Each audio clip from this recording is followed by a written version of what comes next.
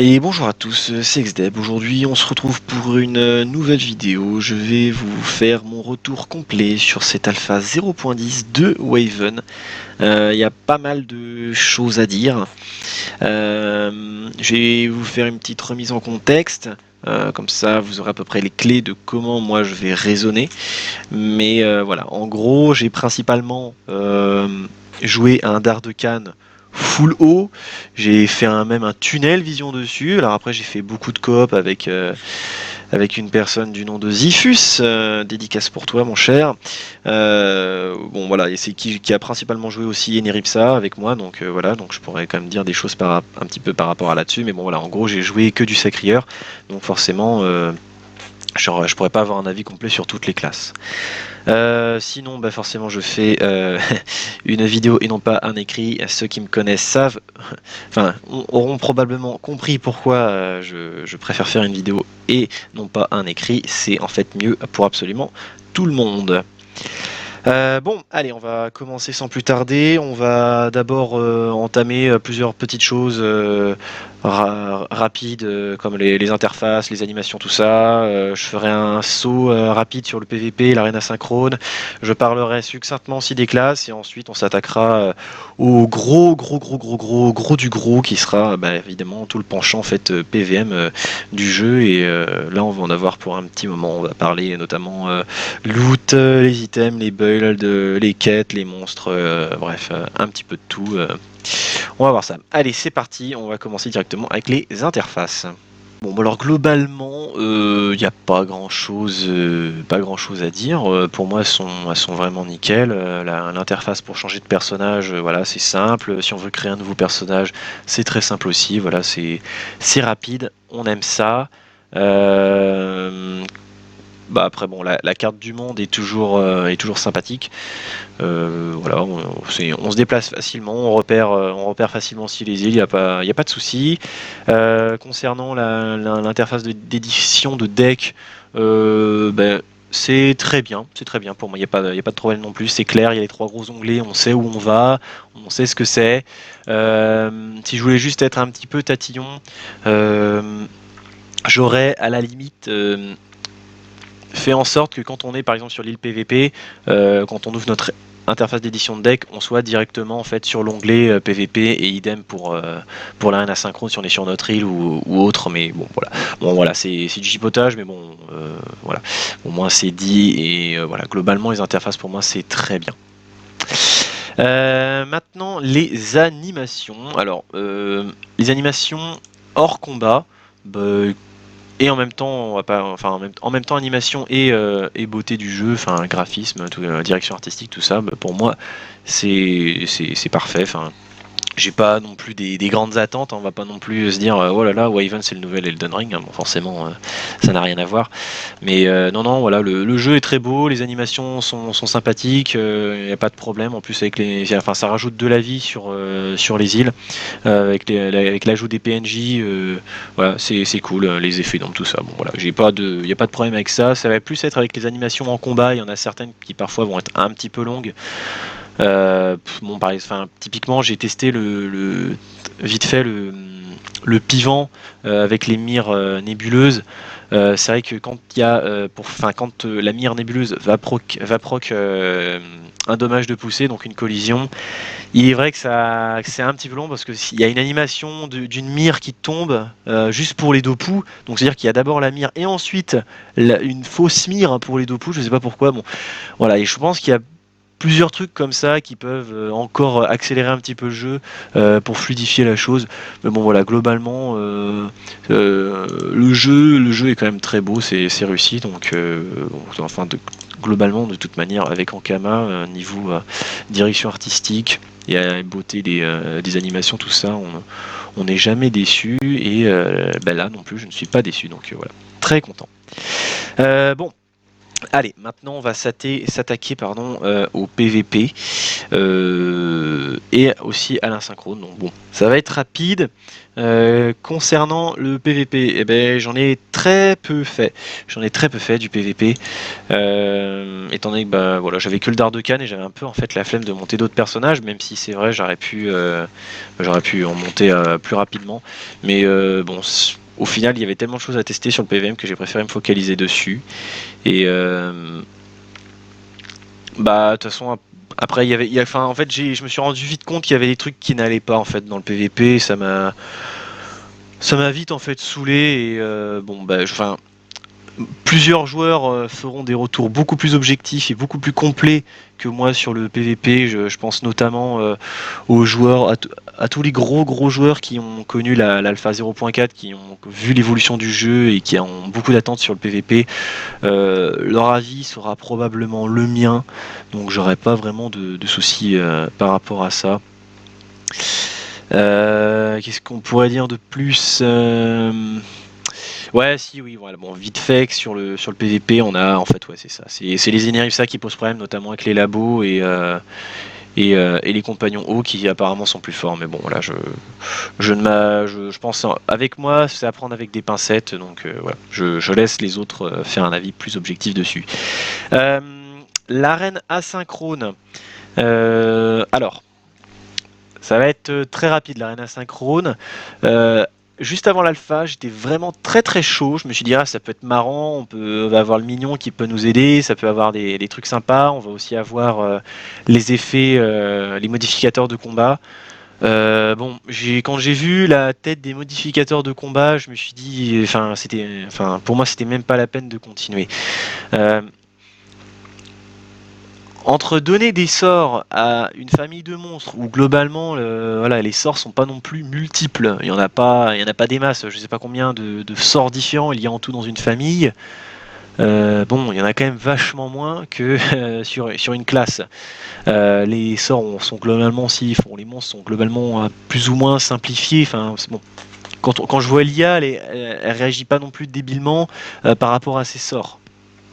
Donc là-dessus ça va, mais quand on donne un build avec des sorts élémentaires, avec des compagnons qu'il va falloir invoquer, plus des items, bon, on peut essayer de trouver quelque chose, je dis pas, mais moi ça me gêne, enfin c'est pas que ça me gêne, mais on sent que bah, forcément l'IA va avoir du mal à gérer tout ça. Et bah, forcément, enfin, je me base un peu par rapport aux précédents alphas où bah, c'était bien le cas, forcément. Bah, même quand c'était avec les chouchous, c'était compliqué les builds. Donc voilà, donc après les minions ont été réduits à 1, bon bah pourquoi pas, moi je dis voilà, c'est toujours une aide en plus, mais en fait je plaçais en fait beaucoup d'espoir en fait dans les modificateurs de combat où bah, je m'attendais en fait à ce que ce soit en fait soit un malus qui va s'appliquer sur l'adversaire, enfin donc sur celui qui va attaquer, ou bien un bonus qui va avantager la défense. Bon, il se trouve que globalement, c'est plutôt un modificateur qui, certes, peut être sympa, mais qui va en fait, qui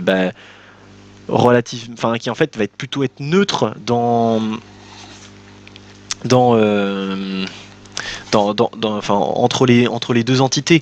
Donc en fait finalement bah, ça va être en fait l'attaquant qui est une vraie personne qui sait réfléchir, qui va en fait bah, pouvoir en fait utiliser au mieux son avantage, alors que l'IA va pas forcément se dire ah je vais me placer là pour utiliser cette mécanique à mon avantage. Bon voilà, c'est toujours difficile. Bon voilà, d'autres encore une fois feront un avis plus complet sur la synchrone, mais je pense que la synchrone c'est encore à travailler et que ouais, il y a du taf quoi.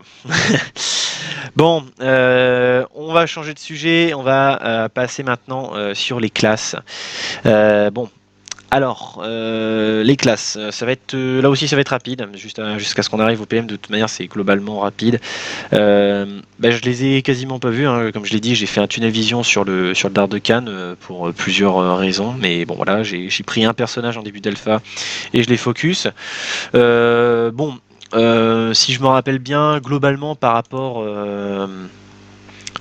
au devlog que j'ai vu sur les classes, pour moi c'était indéniable par rapport aux autres alphas, ça semblait en fait quand même beaucoup mieux. Les spells, les idées enfin tout le design qui va autour, pour moi ça me semblait quand même, ça me semblait pas mal. Concernant le Sacrieur et Dardecan, c'est pas mal. Enfin, c'est vrai que du coup, les Sacrieurs, ils ont tous en fait plus ou moins une double mécanique. Ils ont la mécanique d'agonie et une mécanique qui est par arme. Donc l'agonie qui va être sur absolument tout le monde. Bon, pourquoi pas, j'ai envie de dire. À voir si c'est pas, à voir si en fait le fait que l'agonie qui soit en plus a bien été prise en compte dans la value dans la détermination des bodies et dans le poids des différents passifs.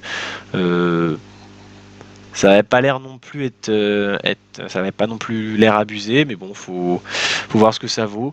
Dans un sens, heureusement que l'agonie c'est une augmentation des dégâts au moment de l'attaque. Quand on est sous l'effet, il est clair que si ça avait été une augmentation directe de l'attaque au niveau de la stat d'attaque, ouais, là il y aurait peut-être eu des abus. Donc ça a été bien pensé, ça de la part d'Ankama. Donc voilà, sinon bah ouais voilà les voies élémentaires. Enfin, alors les voies élémentaires, ça va être à peu près un petit peu plus global. Bon bah la voie éther. C'est un peu plus des sortecs, donc ça j'aime bien, c'est sympathique, je trouve ça cool. La voie eau qui globalement fonctionne toujours, la voie terre je pense qui est peut-être un petit peu en dessous de la voie eau, mais bon dans un sens c'est normal, c'est à cause de l'armure. Globalement, l'eau ça va soigner et la terre ça donne de l'armure. Bon bah forcément que l'armure se doit d'être moins puissante que le soin, étant donné que l'armure on peut la stack même quand on est full PV. Donc bon, faut voir, faut peut-être faire des petits réajustements. Ce qui me chagrine le plus, moi par contre, c'est la voie R. Bon, alors déjà chez les Sackers, c'est qu'il n'y a pas vraiment de sort de placement à part des échanges de place ou des traversées, des choses comme ça. Mais c'est vrai qu'il n'y a même pas de poussée en Sacrieur. Bon, pourquoi pas, hein, je dis pas, ça marche peut-être très bien comme ça. Mais d'une manière plus globale, c'est vrai que bah, avant, la voie R, c'était plus la voie des petits sorts, de la fluidité. Donc c'est là où on allait peut-être plus chercher du spam. Et c'était aussi la voie de la pioche. Alors c'est vrai que maintenant, j'ai l'impression que ça a changé. J'ai vraiment l'impression que ça a changé. Disons que la voie R, elle a des sorts comme les autres voies élémentaires. La pioche n'est plus vraiment, on va dire, entre guillemets, très grosses guillemets, une exclusivité à la voie.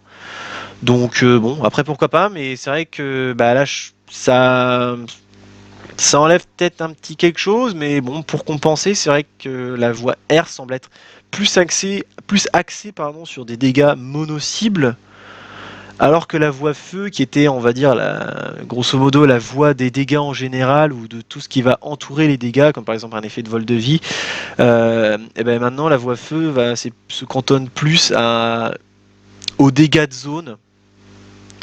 C'est ça, ouais, c'est ça. La voie feu, ça va plus être des dégâts de zone, alors que la voie R va plus être des dégâts mono-cibles. Bon, pourquoi pas. J'aimais bien comme c'était avant. Mais du coup, du fait que ça a changé et que bah, la voie R a plus ou moins un poids en termes de PA plus ou moins identique par rapport aux autres voies élémentaires, bah, je me pose toujours la question du pourquoi est-ce qu'il n'y a pas de compagnon qui réduit le coût des PA comme Baccarat, comme Amalia et le compte à rebours. Pourquoi est-ce qu'il n'y en a pas aussi en R du coup, vu que ça a quand même, vu que c'est différent quoi. Bon, voilà. Je fais un rapide saut quand même sur les Zeneripsa. Bon, alors visiblement les sorts soutiens c'est pas foufou. Que en tout cas pour le PVM, le Kokoro serait un petit peu en dessous. Mais bon, faudrait que je teste plus longuement ça pour vraiment me faire un avis beaucoup plus critique dessus. Mais bon, c'est un peu les échos que j'ai eu, notamment par Zifus. Donc voilà. Je préfère en parler maintenant parce que je parle des sorts, etc. Donc même si ça concerne exclusivement le PVM, partie dont on va parler plus longuement plus tard, mais je préfère en parler maintenant. C'est justement sur les spells de zone. D'ailleurs, j'ai dit juste avant que la voie R était plutôt ciblée sur des dégâts plus mono-cibles, à l'exception du rebond évidemment. À l'exception du rebond qui est quand même qui peut potentiellement faire de très grandes zones. Et justement, les sorts de zone, alias les explosions et les rebonds, personnellement, je n'ai pas vraiment testé. En revanche, de tous les échos que j'ai eus, c'est que c'est une belle dinguerie en PVM. Alors, je pense qu'il va falloir nerfer ça quelque part parce que c'est vrai que c'était, de ce que j'ai entendu, c'était vraiment une dinguerie. Donc, je pense qu'il faut vraiment revoir un équilibrage au niveau des explosions, des rebonds et de tous les sorts de zones. Peut-être de revoir le scaling pour justement en fait revoir la value parce que forcément qu'en PVP la value ne sera pas la même qu'en PVM. En PVM il y aura globalement toujours plus d'entités qu'en PVP, ou en tout cas c'est toujours plus facile de faire une zone en PVM qu'en PVP. L'IA ne réagit pas de la même manière qu'un joueur qui se dit ah lui il peut me faire une zone, je vais me placer comme ci ou comme ça pour éviter de prendre une zone trop vénère. Donc oui, peut-être que le scaling des sorts doit être plus plus énervé, enfin le moins énervé plutôt je veux dire, et ou alors peut-être que sur les items, faire en sorte que le scaling du bonus des stats soit moindre, je sais pas, par exemple 0,5% tous les niveaux pour les bonus d'explosion ou les bonus de magie, je sais pas, je dirais plutôt sur les bonus voilà, des stats secondaires justement liés à ça, parce que bon, c'est pas parce qu'on joue par exemple feu qu'on joue forcément explosion. Donc peut-être juste réduire les stats d'explosion, ou alors tout simplement en fait supprimer sur les anneaux les stats qui boostent les explosions, les rebonds, les grêles, tout ça. Bien que je trouve que les grêles ne soient pas forcément abusées, mais même si ça a quand même une énorme value, tout comme la tourbe. Donc voilà, tout ce qui va avoir un effet de zone, c'est terriblement fort en PVM. Et ouais, je pense faut revoir quelque chose à ce niveau-là, parce que c'est juste pas tenable, et principalement les rebonds et les explosions. Je fais un rapide saut quand même globalement sur les compagnons. Bon, ça me semble pas mauvais, ça me semble plutôt ok les compagnons globalement. Bon, forcément il y en aura toujours qui seront à retravailler, d'autres qui ont peut-être plus de value, donc bon voilà, il y a toujours un petit peu de travail à faire. Mais ouais, si ouais, je fais juste un passage sur Remington, je le vois, mais faudra m'expliquer avec ces mires, enfin avec ces orages. Enfin bon, je pense qu'il y a des trucs qui ont été laissés, qui n'ont pas été revus depuis l'alpha pour pouvoir sortir l'alpha, et enfin depuis la précédente alpha qui n'ont pas été revus pour cette alpha, je veux dire. Donc voilà, je pense qu'il y a quand même encore des trucs à refaire, mais bon là, on a toujours quand même des compagnons multi-éléments, ça j'apprécie toujours. On se souvient toujours de l'alpha, je sais plus laquelle, je crois que c'était la 0.8. Il me semble que c'est ça, ouais, ou la 0.7, je sais plus. On pouvait pas faire de build multi-LM parce qu'on n'avait pas de compagnon multi-éléments, donc c'était compliqué, mais bon. Mais non, non, globalement, je pense on en a à peu près pour tous les goûts. On devrait pouvoir globalement trouver son bonheur pour chacun. Et ouais, c'est ça. Après, comme je l'ai dit tout à l'heure pour la partie PVP, peut-être les compagnons hauts qui sont quand même relativement forts pour certains. C'est vrai que quand je prends l'exemple de quand je vois Bump, euh, c'est vrai que l'effet de garde du corps c'est quand même extrêmement fort. Alors si en plus on peut le remettre tous les tours, bon ça à la limite c'est pas, on va dire ça c'est le côté qui va nerfer un petit peu, parce que bon si on désarme ou on lui empêche on empêche Bump de le taper, il peut pas se mettre sur un garde du corps, mais bon. Le fait est qu'il a quand même beaucoup plus de PV que la championne sanglante qui avant avait cet effet de garde du corps. Ouais, avoir beaucoup plus de PV, ça change beaucoup de choses. Donc je pense il y a pas mal de soucis par rapport à ça. Sinon, après voilà, enfin voilà, les autres compagnons pour moi, c'est ok.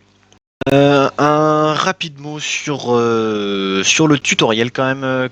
Bon, il a changé. C'est vrai qu'il est beaucoup plus rapide. Il est tout aussi simple. C'est vrai que bon après, faudrait demander quand même ça aux nouveaux joueurs. Mais bon, en vrai, le nouveau tutoriel me semble bien sympathique, et peut-être aurons-nous l'occasion un jour de revenir sur la faille chouchoutée pour faire quelque chose avec Gul'Thar, parce que bon, on n'a pas encore forcément la grande quête du jeu, enfin on ne la connaît pas encore, et je me demande s'il n'y aura pas quand même quelque chose en rapport avec les chouchous, donc bon, à voir, mais en tout cas ouais c'est cool, ouais ça.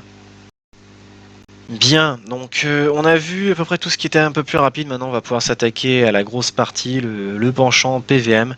On va commencer tranquillement avec la progression. C'est vrai qu'il y a c'est un peu spécial. J'en parlerai un petit peu plus longuement avec le loot, mais ouais, c'est vrai qu'il y a un système avec la progression, enfin le principe avec la progression qui est bizarre. Enfin, entre le niveau de notre personnage et le niveau de notre build, c'est je sais pas trop comment qualifier ça, mais c'est vrai qu'il y a un petit truc qui fait que quand on arrive vers les niveaux 30, c'est compliqué. En fait, c'est simple. À partir entre le niveau 1 et 20, bon voilà, on découvre encore un peu le jeu, on teste des choses, on équipe ce qu'on loot.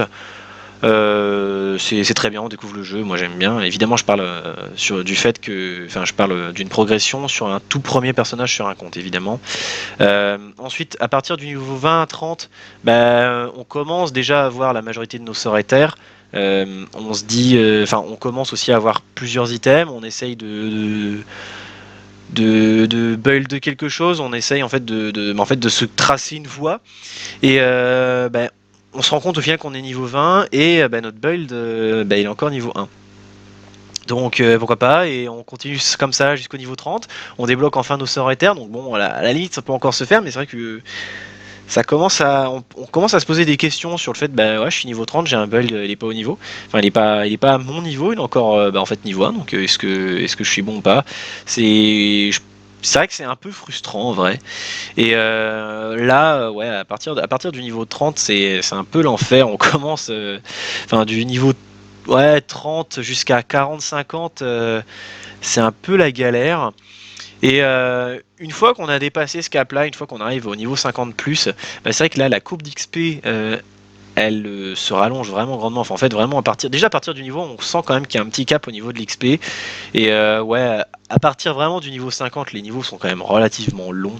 Euh, et là, du coup, du fait que c'est long et que notre loot est quand même un peu plus augmenté, on va quand même pouvoir se permettre de faire, bah, de gagner un petit peu plus de points pour acheter des items. Puis du fait que comme c'est plus long à monter, bah forcément on va pouvoir prendre plus de temps pour up notre build. Donc voilà, donc au final notre build finit par rattraper notre personnage. Mais ouais, il y a un truc, il y a peut-être un truc à régler, je sais pas, mais quelque chose. Bon, on va parler maintenant. Ouais, c'est ça. Bah, voilà, on va parler en fait de tout ce qui va être le système de loot et de récompense dans la continuité avec la progression.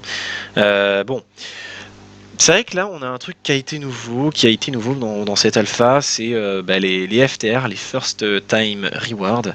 Donc, vraiment, ça, j'ai vraiment adoré ce système, enfin je l'ai vraiment bien aimé.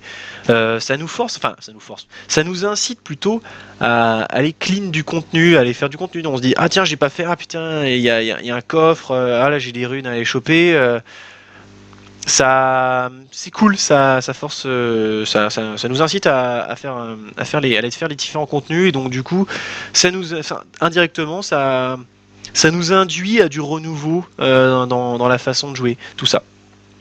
Donc ça j'ai bien aimé.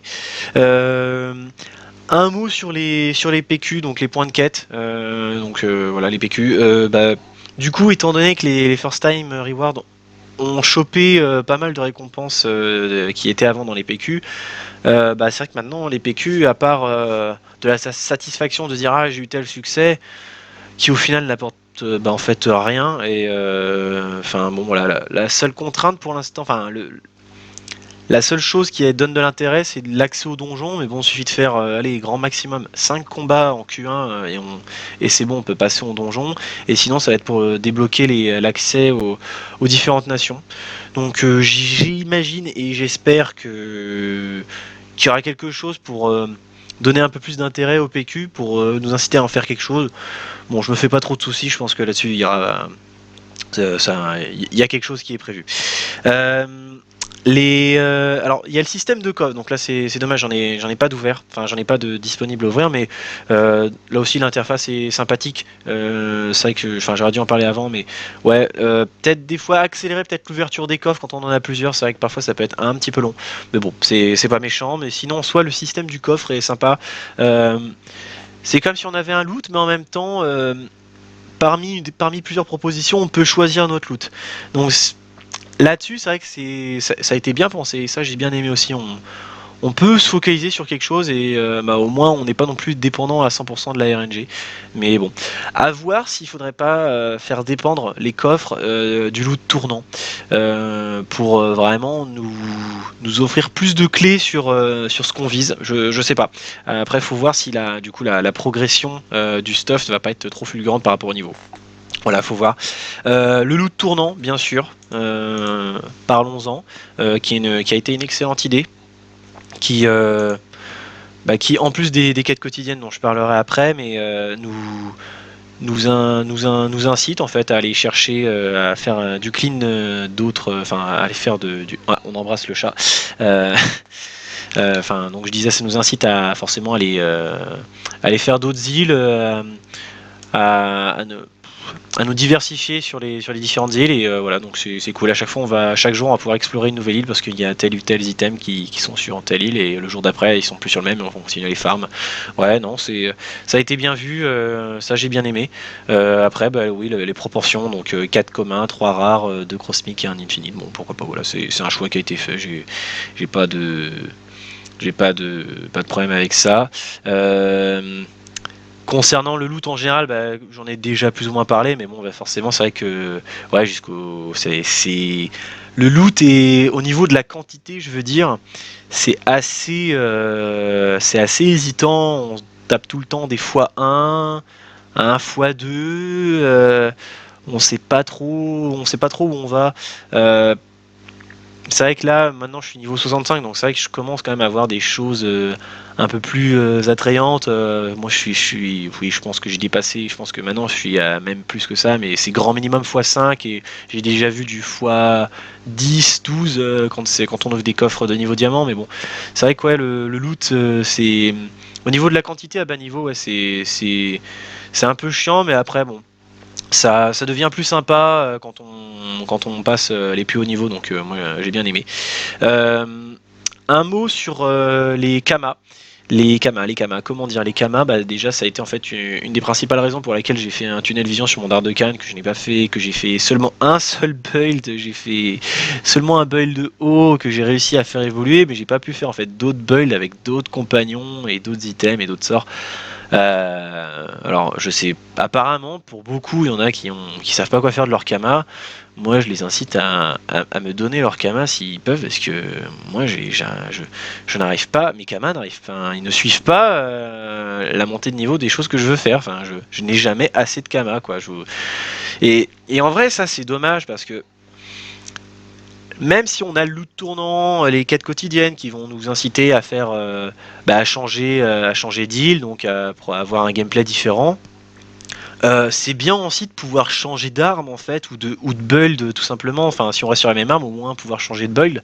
C'est vrai que moi en vrai ça m'a fait chier ce principe-là parce que j'avais jamais de Kama pour faire ce que je voulais. Et c'est vrai que maintenant que j'arrive à un niveau relativement élevé, alors je dis pas que je viens forcément à un niveau de build comme sur mon build principal, je dis pas, mais c'est vrai que avoir un build qui puisse avoir un niveau correct, ce serait bien que je puisse l'avoir plus ou moins tout de suite, quoi. Et c'est vrai que en fait, sans Kama, je peux pas monter mon build et je me retrouve en fait à farmer les Kama comme un malade, à faire des builds spécial Kama avec des compagnons, voire même des items en plus. Bon voilà, les Kamas pour moi ça a été un problème. Je fais un saut sur le colporteur en fin de donjon. Bon, là, c'est clair, il a été bien nerfé par rapport aux autres alphas. Là, il n'y a pas de problème. On hésite même à faire des rolls parce que, comme du coup, je l'ai dit, on n'a pas assez de Kama. Le colporteur, c'est pas forcément simple, mais bon, en tout cas, c'est toujours sympa. Ça fait une petite récompense en fin de donjon. Voilà, on a fait nos 4 salles. Voilà, c'est un attrait en plus. Les points des îles, enfin les points d'île, ce qui va nous permettre en fait d'avoir un colporteur là aussi, mais par rapport au PNJ de la Q1, de chaque île. Donc chaque fois qu'on fait un combat, on va gagner des points d'île et ensuite on va avoir en fait un shop qui se base sur le loot tournant du jour. Donc c'est pas mal, on peut stacker les points et les garder pour plus tard, on peut acheter un petit peu de tout. Moi j'ai bien aimé. Ça a été vraiment excellent, je trouve.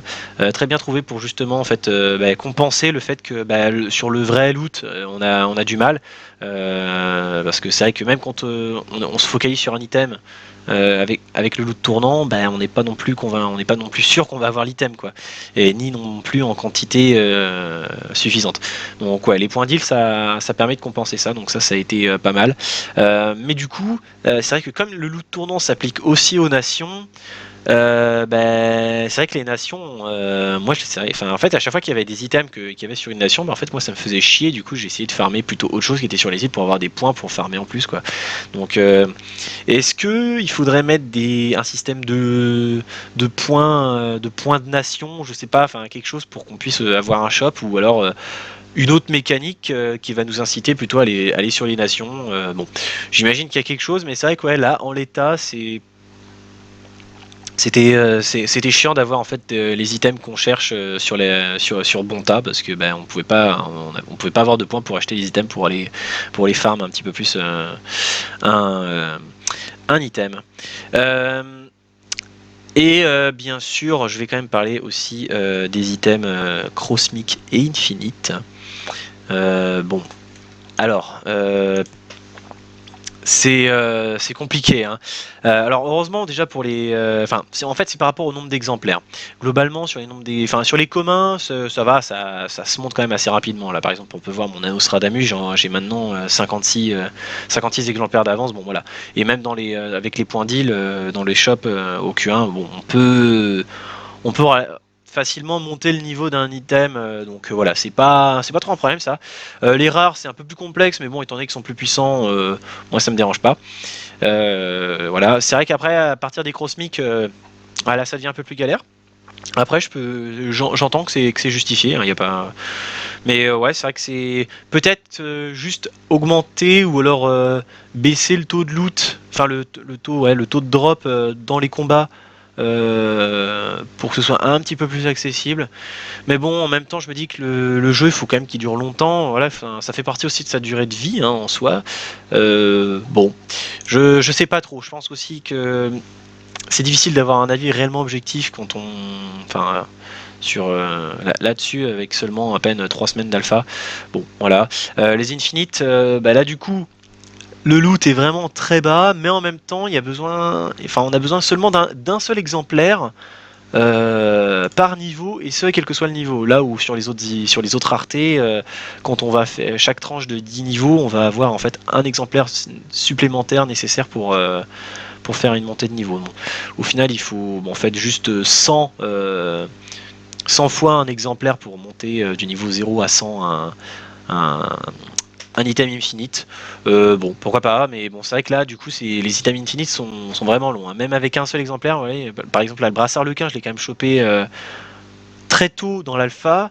J'ai fait quelques achats, même plusieurs achats via les points deal, mais c'est chaud. Ouais. En fait, c'est compliqué de se dire tiens, il y a le loot tournant sur mon item infinite, je vais aller le farm. Parce que ça va être tellement rare que ça en vaut pas forcément le coup. Il vaut mieux aller chercher d'autres trucs. Voilà. Et bon, c'est vrai que du coup, en fait, la montée enfin des infinites, pardon, ça va plus se faire en fait par les points deal, sauf que ça coûte cher. Donc ouais, c'est compliqué. Et puis surtout, le farm des points est compliqué aussi. Bon. Avoir 100 points ça va, 1000 points ça commence déjà à être plus long, et c'est vrai que quand il n'y a pas un donjon qui donne qui a un coffre pour donner des petits points en plus, c'est pas forcément toujours simple. Mais bon. Ok. Bien. On va maintenant parler un petit peu plus précisément, cette fois, des items. Alors, les items. Donc là, ça va être. Je vais parler en même temps de leur rareté, mais pas non plus de leur montée de niveau. Bon. Ankama, ce message est pour vous. Pourquoi, et là ça concerne pas forcément que les items, mais pourquoi tout le temps remettre de la RNG dans le jeu? De ce que j'ai compris, c'est que c'est pour donner un côté fun au jeu.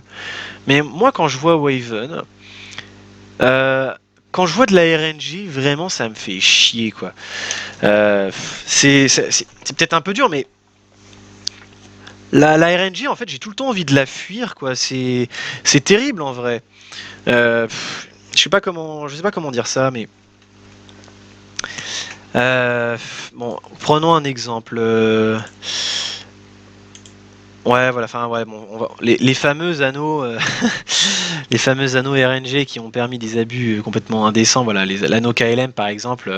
Voilà, plus 25% de chance de piocher un sort quand on joue un sort R, il coûte moins de PA. Bon, euh, pourquoi faire de la RNG? Est-ce que ça rajoute vraiment tant de fun? Alors oui, c'est sûr, ça va rajouter de la diversité dans les combats. Là, il n'y a pas de souci. Hein. Un coup on va chatter, un coup on va pas chatter. Mais bon, c'est moi vraiment la RNG, ça me fatigue quoi. Et malheureusement, ben, on a pu voir l'arrivée de builds qui se focalisent sur la RNG, mais du fait qu'on pouvait en fait spammer, ben, en fait la RNG devenait en fait presque enfin, en fait, la RNG devenait presque inexistante, elle devenait presque en fait constante, quoi. Enfin voilà, globalement 25% de chance, c'est 1 sur 4. Bon bah en fait, en gros, une fois 1 sort sur 4, ça explosait. C'est vrai que bah, quand on fait des quand on fait des builds, attendez, je vais vous le montrer.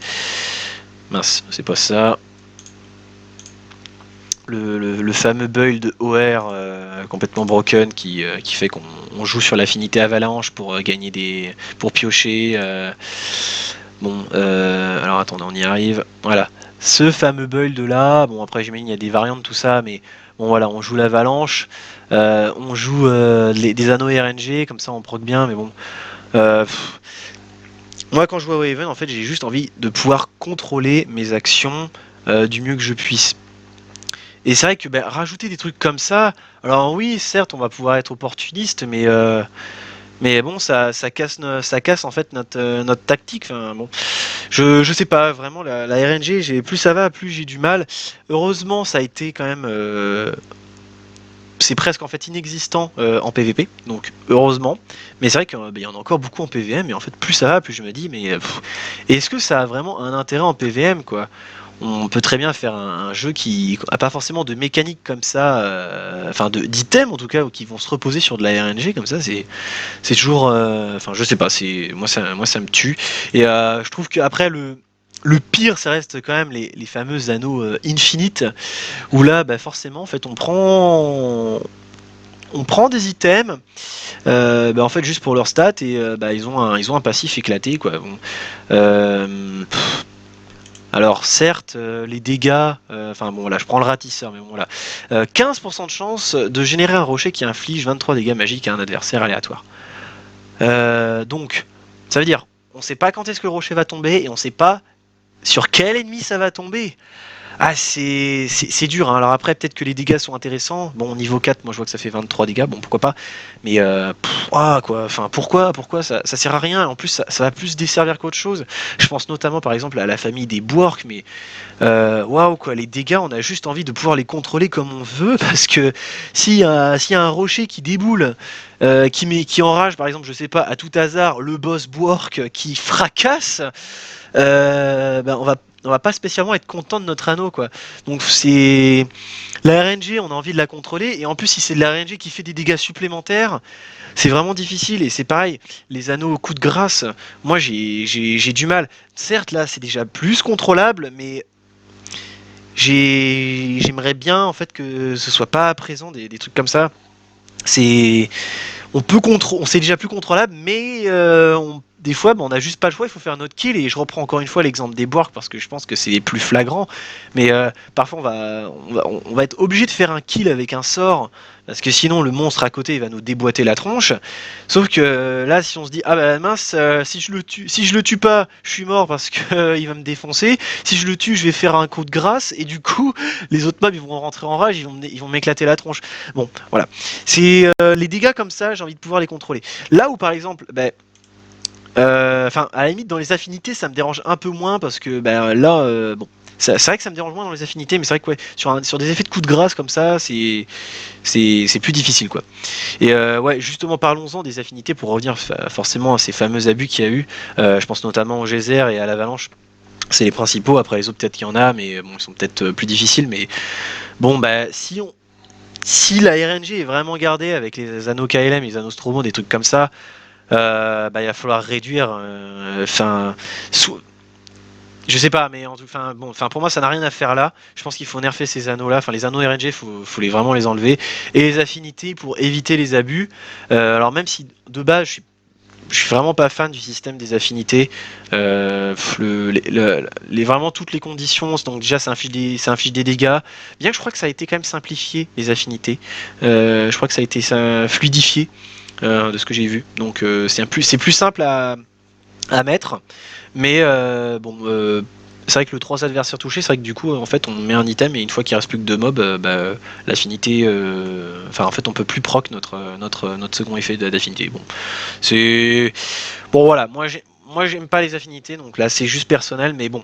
Vu que ça existe en l'état, il faut en fait modifier ça. Enfin, modifier non, mais il faut restreindre l'utilisation. Là, il y a eu des abus, donc je pense qu'il faut juste en fait tège les anneaux RNG, mais je pense qu'il faut imposer une limite sur le nombre de proc par tour d'une affinité. Globalement, on n'est pas censé proc, je sais pas, avec ce build là par exemple, j'ai essayé, hein, je voulais voir ce que ça donnait. Je sais pas, je devais proc une dizaine d'affinités par tour. Est-ce que c'est normal? Non, bien évidemment que non, c'est pas normal. Donc, faut juste nerfer ça. C'est comme le geyser. Il y en a qui ont réussi à faire des trucs de fou avec, mais faut limiter. Faut mettre des limites. Donc, je sais pas, on met une limite à 1 proc, voire grand max 2, et déjà, ça réglera pas mal de problèmes par rapport à ça. Bref, voilà. Donc après, sinon, les autres items, bon, voilà, il y en a qui sont cool. Il y a un truc qui me chagrine quand même, c'est ça. C'est les premiers anneaux, donc les anneaux communs et certains rares, sauf certains, par exemple les RNG, bref. Bref, c'est assez bizarre, mais en fait, on a des passifs qui sont en fait cool. Et donc, du coup, on va en fait choisir nos anneaux en premier lieu pour leur passif, parce qu'ils nous intéressent vraiment. Et plus ça va aller, et ben, plus la rareté augmente. Et plus le passif devient naze en fait. Enfin, non, j'ai pas un passif. Enfin voilà, je reprends encore une fois hein, les anneaux infinites, mais passif coup de grâce. Bon, ouais, bof quoi. Je suis pas fan quoi. Honnêtement, je suis pas fan quoi. Bon. Ouais, si, tiens, je reviens sur les anneaux RNG Infinite. À la limite, si ça faisait 15% de chance de mettre un dégât sur l'adversaire qu'on est en train de cibler. Déjà, vu que c'est lui qu'on tape, bon bah si c'est des dégâts en plus, on va pas dire non quoi, à la limite, mais bon, même si je suis pas, même si j'aime pas plus que ça, mais bref. Je disais. Oui voilà, en fait les passifs au début sont cool et plus on augmente dans la rareté, moins les passifs sont cool pour certains. Bon, c'est de moins en moins original. Alors après bon certains anneaux cosmiques, les anneaux cosmiques ça peut encore aller, il y a des trucs à faire. J'aime bien, mais bon c'est vrai que plus on va avancer, plus en fait on va se dire ah, tiens j'aimerais bien mettre tel anneau ou tel anneau et plus ça va, plus l'anneau va être rare et en fait le passif va être moins intéressant et au final il y a en fait au final plus ça va, moins on choisit les passifs et on va plutôt en fait se focaliser sur les stats. Donc je sais pas, est-ce que il y aurait pas en fait un espèce de paradoxe sur le fait que plus on va monter en niveau, plus notre jeu va ressembler au niveau 1. Je sais pas. Mais bon, c'est vrai que c'est dommage de pas forcément voir tout le temps des superbes passifs. Voilà. Euh, les grimoires. Les grimoires. Encore une fois, c'est quelque chose que j'ai envie de fuir, quoi. Les grimoires, quoi. C'est. Ouais, quoi. C'est. Bon, encore un grimoire 12, pourquoi pas. Grimoire 15, j'ai envie de dire pour. Ouais, bof, quoi. Au final, c'est. Enfin, ouais. C'est. Je vois pas, en fait, comment ça pourrait avoir de l'avenir. Enfin, à un moment donné, en fait, on va forcément, en fait, vouloir un stuff qui va être centré sur quelque chose. Euh, on n'a pas non plus 15 milliards de sorts d'une voie élémentaire, on en a que 10 et globalement on va pas forcément mettre les 10 en même temps. Donc si on fait un grimoire 15, qu'est-ce qu'on met dedans? Est-ce que c'est réellement stable? Non, ça peut pas être stable. Ou alors faut faire un espèce de build. Là si j'ai une sortie avec plutôt des sorts OR, je vais mettre tel compagnon. Et du coup, je vais mettre tel autre compagnon qui va être feu-terre, parce que quand j'aurai une sortie feu-terre, bon voilà. Pour moi, les builds de Grimoire, c'est plus en fait adapté à du multi-élément, donc pourquoi pas, mais je vois pas où est l'avenir, parce qu'on peut pas en fait se permettre de mettre des sorts très techniques, ou alors il faudra mettre des sorts techniques qui se retrouvent globalement dans les 4 voies élémentaires, voire même aussi en éther, pour se dire bon bah là c'est presque pareil, donc ça fonctionne. Je sais pas. Donc on peut pas mettre des gros trucs. Bon, enfin, par exemple là, si on veut jouer de la tourbe et qu'on veut mettre du Grimoire 15, ben, est-ce qu'on peut vraiment jouer de la tourbe avec nos sorts quand on joue Grimoire 15? Normalement, un combat dans Wyvern, c'est 7 à 10 tours, et globalement, ça se respecte, je trouve, à peu près, là, dans le jeu. Mais bah, du coup, avec Grimoire 15, on peut pas cycler le deck entier, quoi. Donc, je sais pas. Je trouve que Grimoire, faut revoir ça. Ou alors, du fait que c'est quand même quelque chose de très handicapant pour moi, parce que le cycle du deck, c'est quand même quelque chose de très important. Euh, Si le grimoire reste tel quel, il faut mettre des effets qui sont vraiment forts, du coup. Il faut mettre des effets vraiment très forts, parce que moi, quand je regarde l'anneau fer, bon, alors regardons l'anneau fer. Il est où il est là. Bon, grimoire 15, donc c'est-à-dire qu'il faut mettre 15 sorts pour gagner seulement 25% d'attaque au héros. Euh, Waouh, quoi, c'est... Allez, on peut pas faire une fleur et le mettre à 50, je sais pas, mais c'est vrai que c'est un sacrifice qui semble vraiment... c'est vraiment un sacrifice énorme pour un gain qui me semble en fait plus que bof, quoi. Donc bon, après les builds d'attaque, je sais pas, faudrait revoir, mais bon, c'est vrai que je pense qu'un build de magie restera toujours meilleur, quoi. Bon, après, il faut voir avec les sorts éthers qui infligent l'attaque. Bon, j'attends de voir, mais ouais, en l'état, pour moi, le grimoire, c'est vraiment mauvais, quoi. Alors j'aimerais aussi parler de ça.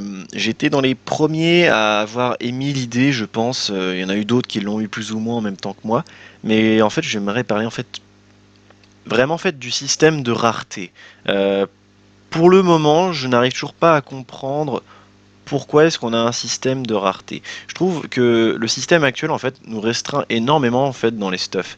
Plus ça va, plus en fait on va se vouloir se diriger vers des items qui vont être plutôt cosmiques, rares et éventuellement infinite. Enfin forcément aussi infinite à la fin, alors que en fait il y a plein d'anneaux bas niveau qui sont en fait super cool. Et le problème c'est même s'ils sont super cool, alors donc à moins d'être très spécifique et d'avoir vraiment une place à part entière dans le build, parce que en fait c'est la base du build, et même parfois certains peuvent partir dans les communs. On va vouloir en fait, on est plus ou moins en fait poussé à les enlever pour en fait aller chercher plus de statistiques. Parce que les statistiques, c'est un peu le nerf de la guerre dans le jeu. Et moi, je trouve que c'est dommage, parce que si à la fin on est tous poussés en fait vers les mêmes items, et au final, il n'y en a pas non plus tant que ça. Peut-être que plus tard, on en aura plus. Mais c'est vrai que pour le moment, on n'a pas non plus des 1000 et des 100 en termes de nombre d'items infinite et cosmique. D'ailleurs, petit aparté, mais chose que je trouve un petit peu dommage, c'est que, à part 2 anneaux cosmiques, les autres anneaux cosmiques sur les 10 qu'il y a, si je dis pas de bêtises, et les anneaux Infinite, il y en a 8 si je dis pas non plus de bêtises. On a, c'est que des anneaux élémentaires. C'est seulement en rapport avec une voie élémentaire. C'est vrai que si on joue pas forcément sur les états élémentaires, est-ce qu'on a vraiment envie d'avoir, par exemple, d'équiper un Nautilus qui donne des pourcents de magie en plus par adversaire touché. Donc c'est vrai que j'ai l'impression en fait c'est un peu des items qui ont été faits pour les armes qui jouent énormément sur les états élémentaires, qui gagnent des auras sur les états élémentaires principalement, comme par exemple je sais pas Kassai. Voilà, je sais pas, c'est j'aimerais bien voir en fait d'autres anneaux qui certes qui pourraient en fait donner juste des pourcents dans les magies et juste dans toutes les magies qui soient pas forcément cantonnées à une voie élémentaire spécifiquement. Bon, voilà. Fin de la parenthèse. Du coup, la rareté, oui, on est obligé de toujours en fait, on est plus ou moins en fait poussé à aller sur des statistiques qui vont être, sur un nombre de statistiques plus élevé, et du coup, forcément, le passif, en fait, on va plus l'oublier. Bon, c'est vrai que c'est quelque chose de dommage. Et là où je voulais en venir, c'est que j'ai été en fait plutôt dans les premiers à me dire que le système de rareté, est-ce que ça a vraiment un intérêt du fait de la problématique que je viens d'exposer. Et est-ce que par exemple proposer un système qui se centre en fait par exemple sur la qualité des items, ce serait pas mieux? Je m'explique. Imaginons, on commence par exemple avec tous les anneaux, même les infinis qui sont, enfin même les anneaux qui sont actuellement infinites. Imaginons en fait tous les anneaux là du jeu, ils seraient par exemple, je sais pas, communs. Et mais en fait, en allant chercher une certaine ressource, donc je sais, enfin voilà, un autre système de runes ou encore, enfin voilà, d'autres équipements qui en fait nous permettraient en fait d'aller augmenter la rareté. Donc ici ce serait plutôt la qualité de l'item, et donc de commun on le passerait en fait à rare, et ensuite la qualité passerait à cosmique et enfin infinite. Et à chaque fois, par exemple l'effet de base, le passif pourrait être amélioré. On pourrait rajouter une ligne de stats, ça pourrait aussi proposer un déblocage de dons, et je pense que ça aurait pu être super intéressant pour le jeu, tout en fait nous permettant en fait d'utiliser tous les anneaux possibles au grand final. Donc voilà, du coup on aurait pu avoir en fait, je trouve, une plus grande liberté dans les builds possibles, plutôt que là, je me répète encore une fois, mais on finit par se forcer à utiliser les anneaux qui donnent le plus de stats, parce que les stats sont extrêmement puissantes dans le jeu, là-dessus il y a aucun débat. Donc voilà, Xialé m'avait répondu sur un live quand j'avais posé la question du pourquoi est-ce que le système de rareté avait été préféré par rapport à un système de qualité. Et merci à elle d'ailleurs, mais elle m'avait juste répondu que ça avait été un choix qui avait été fait, et, et donc c'était juste un choix sur la rareté. Mais c'est vrai que j'ai pas vraiment eu en fait la réponse vraiment que j'attendais plus en fait de me dire on a choisi la rareté parce que, j'attendais en fait plus la raison plutôt qu'on me dise c'est un choix. Mais oui, mais qu'est-ce qui a amené à faire ce choix à la rareté plutôt que la qualité, qui pour moi me semble un choix plus judicieux et beaucoup plus intéressant à tous les points de vue. Et j'avais fait ça, enfin j'avais émis l'idée vers la 0.9, c'est vrai que comme en plus on avait pu tester la Q3 et la Q4, comme à l'époque de la 0.9 on faisait la Q3 et la Q4 et on n'avait pas en fait, il n'y avait pas vraiment en fait de récompense spécifique, j'avais aussi proposé l'idée que ça pourrait être en fait une ressource qu'on pourrait aller chercher dans ces modes de jeu là, pour augmenter et au bout d'une certaine quantité on pourrait avoir la possibilité d'augmenter la qualité d'un item, et du coup ça aurait pu être quelque chose d'un peu plus late game justement, mais du coup ça nous propose toujours de l'augmentation de l'augmentation sur notre stuff, et donc du coup toujours une évolution. Donc voilà, je laissais l'idée par ici parce que je la trouve vraiment plus qu'intéressante, et voilà. Bon, on va parler des dons, les fameux dons. Alors, je vais parler à la fois des dons, des items, des compas, des sorts. Bon, alors, je vais retourner sur mon dard de Cannes. Hop. Les dons. Il y a trois types de... Enfin, il y a trois dons à chaque fois. Enfin, en tout cas, je veux dire, sur les compagnons et les sorts. Non, qu'est-ce que je dis? Je dis des conneries, pardon. Sur les sorts, commençons par les sorts. Les dons sur les sorts, il y a forcément un don classique qui améliore le sort de base, et ensuite les effets, les dons critiques.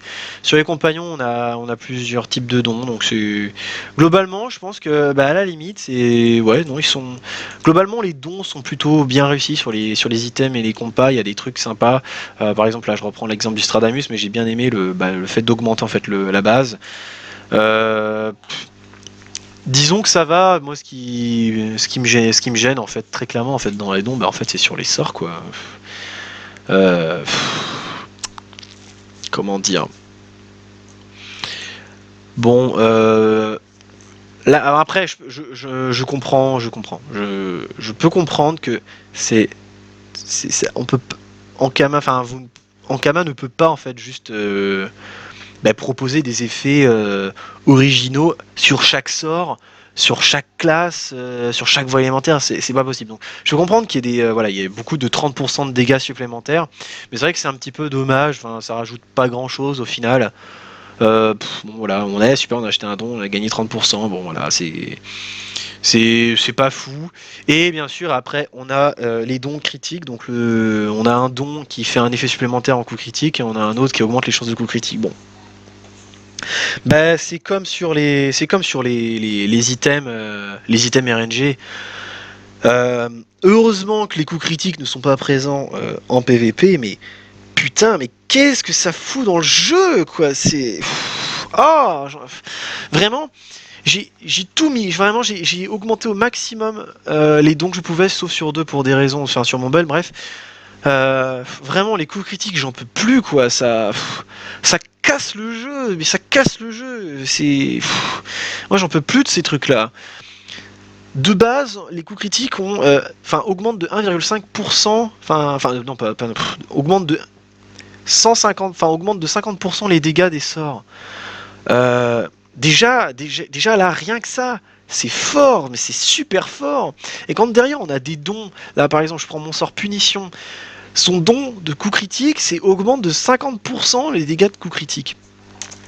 Donc ça veut dire que quand je vais faire un coup critique, je vais faire 2 fois les dégâts.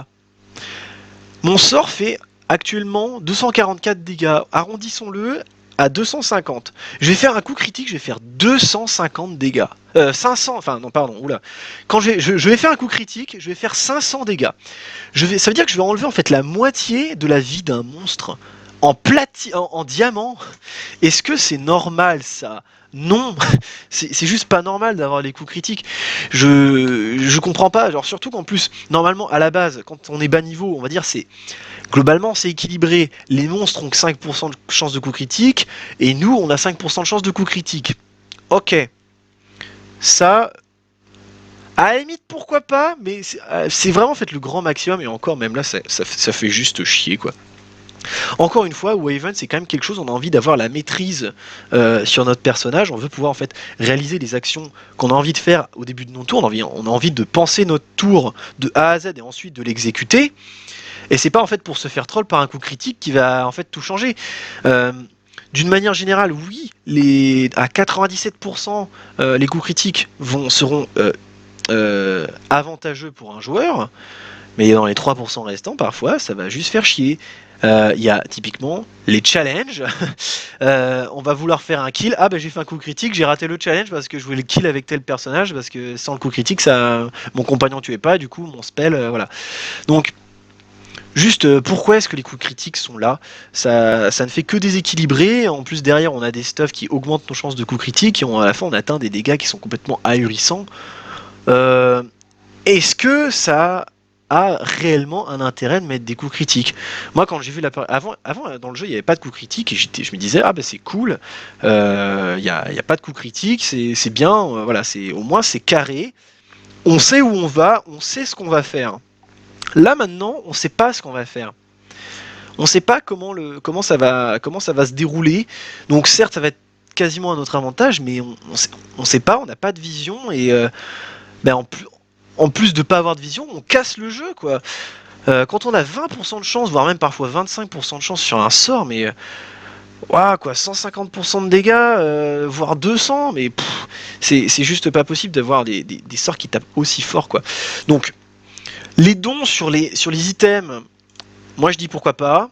Les dons sur les compagnons, moi je dis pourquoi pas. J'entends, ça me semble ok, c'est pas mal, ça permet de rajouter. Enfin voilà, ça rajoute des trucs. Et d'ailleurs, j'en ai pas parlé, mais les différentes runes pour débloquer les dons, globalement, justement, ça a été bien vu que les FTR pour en avoir assez. Donc, globalement, on en a assez. Au moins pour un seul personnage, on en a assez.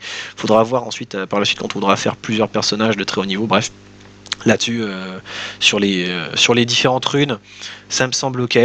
Peut-être avoir sur du contenu de très haut niveau de faire des dons de donner pas mal de runes parce qu'on aura globalement on aura poncé, enfin on aura fini le jeu quand on arrivera au haut niveau, donc du coup on aura besoin de nouvelles runes pour monter de nouveaux persos, etc. Bon, pourquoi pas. Mais bon, en soi, les dons sur les items et les compagnons, ça me dérange pas, mais honnêtement, les dons sur les sorts, est-ce que ça a réellement un intérêt quoi? Enfin bon, plus 30% de dégâts au sort, Ouais, parfois ça va être, il y en a d'autres, ça va être sympa, hein, je dis pas, ça va être, qu'est-ce qu'on a? Eh ben évidemment, on a rien. Bah c'est super. Ouais, bon voilà, par exemple 30% aux soins, bon voilà. Parfois on va avoir des effets qui vont être sympas. Ça va être, c'est plus, à la limite sur les sorts éthers, je préfère. C'est un peu plus sympa. On a des trucs un peu plus diversifiés, donc j'aime bien. Et ah si tiens, tant que je le vois, bon voilà. Ça typiquement c'est un sort à 3 PA qui donne 1 de jauge et on a voilà, c'est ça, on a un don qui donne 1 de jauge supplémentaire. Alors déjà que la jauge éther c'est quand même censé être la jauge la plus puissante du jeu parce que bah, elle peut faire n'importe quelle jauge élémentaire. On a 3 PA pour 2 de jauge, enfin 3 PA, 2 de jauge et d'autres effets évidemment. Bon, est-ce que c'est normal d'avoir des trucs comme ça quoi. Et même en PVM quoi, parce que PVP heureusement on l'a pas, grand Dieu. Mais PVP, enfin PVM pardon, bon bah ok, bah ça veut dire qu'avec littéralement 6 PA je peux générer 3 de jauge. Bon, si je suis pas Ineripsa, je suis Sacrieur là. Bon, voilà, enfin je sais pas, moi les dons sur les sorts, oh là là, mais qu'est-ce que ça fait là quoi. Et puis bon, et puis les coups critiques aussi quoi, qu'est-ce que ça fout dans le jeu quoi. Ça casse le jeu et en vrai je suis sûr que si on les enlevait, les dons sur les sorts et le système de coups critiques, eh ben le jeu déjà, enfin le scaling des mobs déjà serait, bah, il serait beaucoup plus équilibré parce qu'on ferait moins de choses. Là typiquement, on peut voir mon build de Dardecan. Je suis niveau 65, mais déjà depuis le niveau 60, j'arrive à péter des gueules au diamant, en niveau 100. C'est pas normal de pouvoir claquer le jeu à ce niveau-là. Donc ça me permet en même temps de faire, de parler en même temps de la difficulté.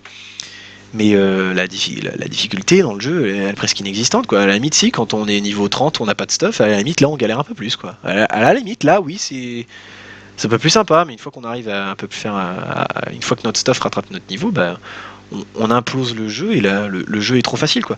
Et, euh, et justement, c'est en partie dû au don de mes sorts qui augmentent mes dégâts, c'est en partie dû aux coups critiques qui sont absolument incroyablement puissant. Enfin, je le répète, mais les coups critiques sont extrêmement forts. Si ça augmente pas les dégâts, globalement, ça donne des jauges en plus. Coup critique donne un jauge supplémentaire, mais c'est fort, mais c'est tellement fort. Au début, je me disais, avant l'alpha, je me disais ouais, pourquoi pas. Faut voir, ça peut être intéressant, mais en fait, c'est juste tellement fort, quoi. C'est pas possible. Et en fait, le jeu devient trop simple en partie à cause de ça, à cause des coups critiques et des dons qui sont terriblement puissants sur les spells, quoi. Donc, je sais pas, sur les compagnons et les items, je me répète hein, un petit peu, je suis un peu en mode live, mais sur les compagnons, les items, ouais, j'aime bien.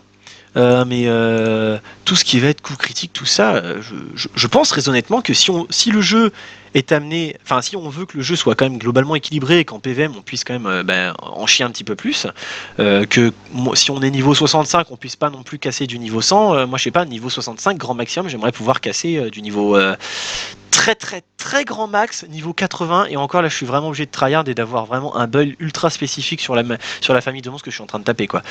Il faut pas non plus que voilà, on puisse taper trop haut quoi. Il faut nous donner un petit peu la carotte de nous dire voilà, parce que là vraiment, là je suis en train de finir le jeu, j'essaye de faire toutes les tous les diamants, mais là, le jeu il est fini pour moi. J'ai fini l'alpha là, enfin au niveau du PVM.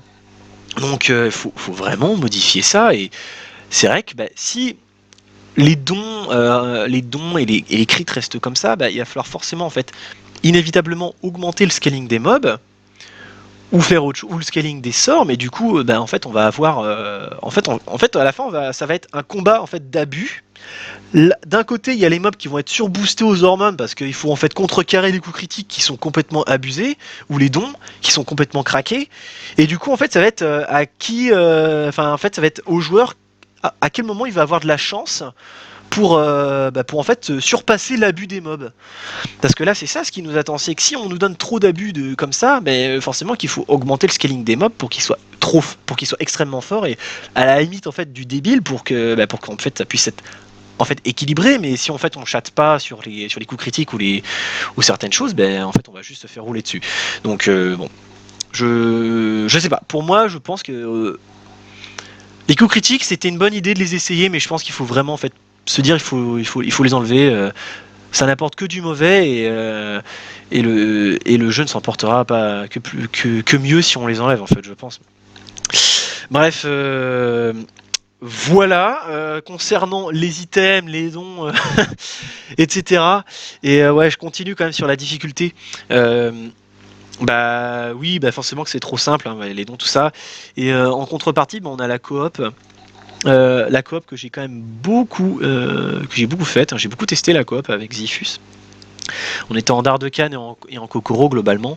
Bon, la coop, moi honnêtement, c'était cool, surtout que normalement, si je dis pas de conneries, on garde, y a toujours le bonus en fait d'XP et de loot sur la coop en fonction du nombre de joueurs. Donc si je dis pas de conneries, c'est x1,5 de drop, enfin de loot et d'XP quand on est à 2 et x2 quand on est à 3. Bah, ça en vrai c'était une superbe idée parce que du coup c'est vrai que comme les combats sont plus longs, et bah, du coup on récompense le joueur à peu près à équivalence. Alors certes, en solo on ira toujours plus vite, je pense quand même, ce sera toujours la solution la plus rapide. En plus le solo, comme on va plus vite en solo, on peut donc augmenter dans les chapitres beaucoup plus vite. Mais dans la coop,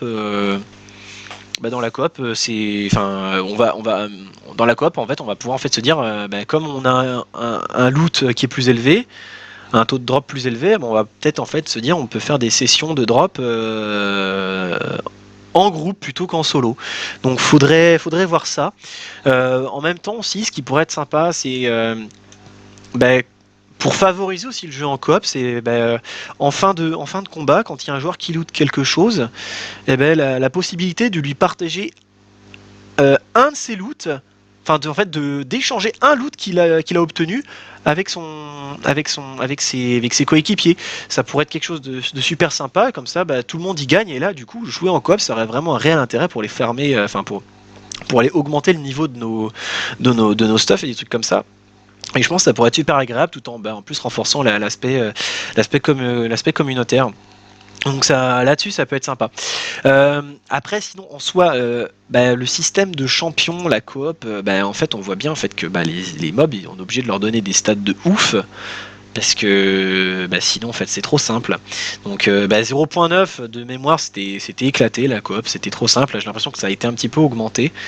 Mais alors bon, bien que ce soit toujours trop simple. Bien sûr que la coop est trop simple, mais parce que je pense qu'elle est basée aussi sur le scaling de base du solo. Donc, mais c'est toujours trop simple. En même temps, la coop est quand même vachement plus dure. Alors pourquoi pas? Mais je pense que ce serait bien d'arriver à quelque chose où la coop est aussi dure que le solo, quoi. Ça, pour avoir quand même quelque chose d'équitable. Euh, en fait, je finis par me demander si le système de champion, il n'arrive pas un peu. Est-ce qu'on touche pas les limites du système de champion, quoi.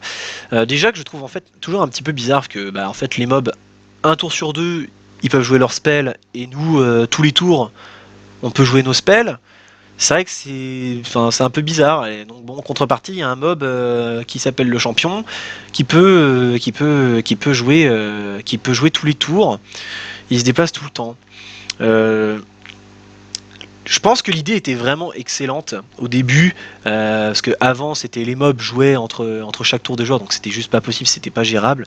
Autant maintenant, même si le système de champion a été très bon, je me demande s'il faudrait pas le changer, faire d'autres choses. Et typiquement pour réduire le scaling, hein, qui est un petit peu débile des mobs en coop, est-ce que ce serait pas intéressant de réautoriser les sorts à tous les tours, à chaque tour de monstre? Je sais pas, ça pourrait être une idée à explorer. Si et pour moi, comme plus ça, moi je suis fan du système de champion. Est-ce qu'on pourrait pas faire un système quand on est en coop, et la salle les monstres se divisent en plusieurs groupes. Donc, si on est à deux, ça se divise la salle va se diviser en.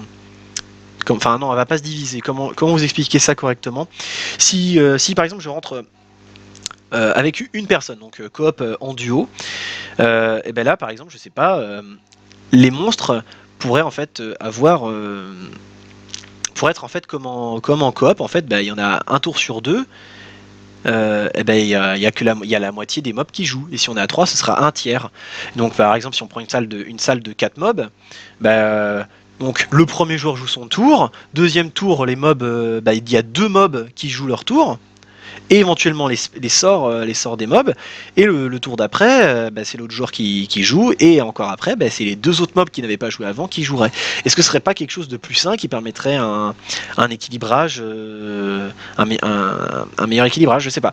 Je pense que faut vraiment revoir en détail la coop et bah, ouais, je sais pas, mais il y a vraiment un énorme travail là-dessus et ben, plus ça va, enfin je reviendrai dans la conclusion, mais plus ça va, plus je me rends compte en fait qu'il y a énormément de travail comme l'asynchrone, et maintenant il y a la coop qui n'est toujours pas au point, et ce qui va pas peut-être pas falloir en fait la mettre de côté pour pouvoir préparer le jeu pour le solo, et voilà.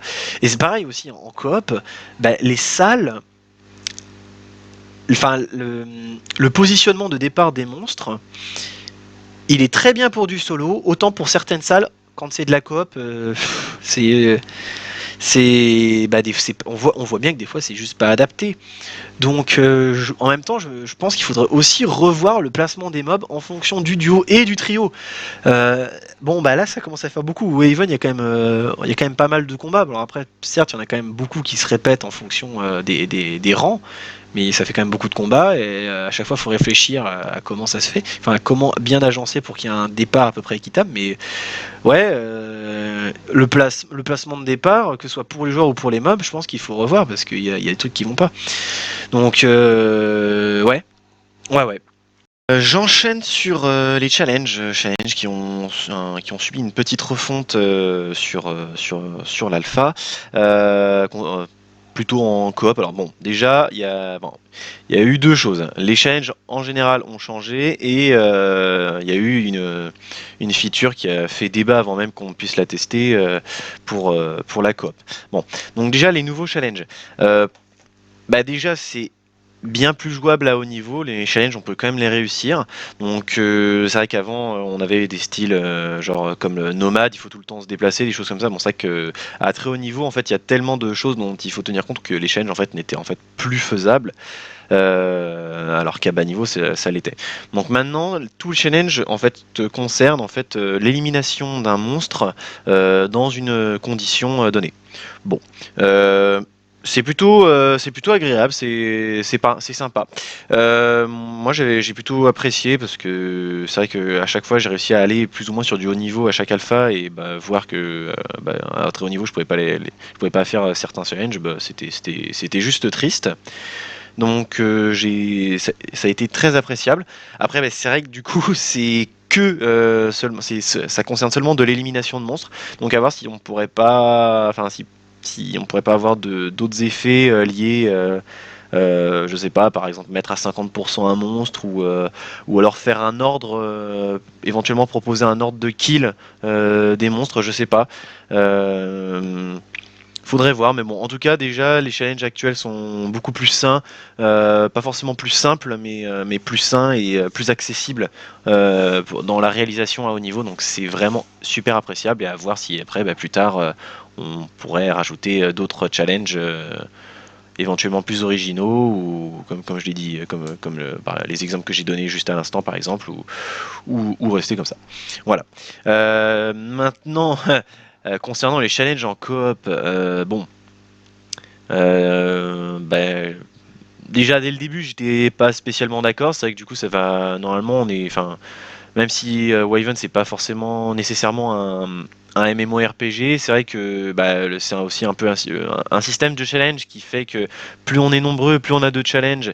Euh, Ça peut être super intéressant, mais en l'état, comme le challenge ne se valide que pour une seule personne, c'est un peu triste, et donc du coup c'est vrai que quand il y a des groupes qui s'organisent un peu à l'arrache, bon, je dis pas que tout le monde est mauvais foncièrement, heureusement, mais c'est vrai que des fois il y en a qui peuvent se dire tiens, je vais être opportuniste, je vais y cramer tous les challenges, et c'est vrai que c'est un peu triste. Au final, on récompense en fait la personne qui va juste faire le kill, alors que ça se trouve c'est une personne, enfin c'est le coéquipier à côté qui a fait absolument tout le travail et l'autre il lui vole ou il prend juste le kill parce qu'il fallait juste le faire.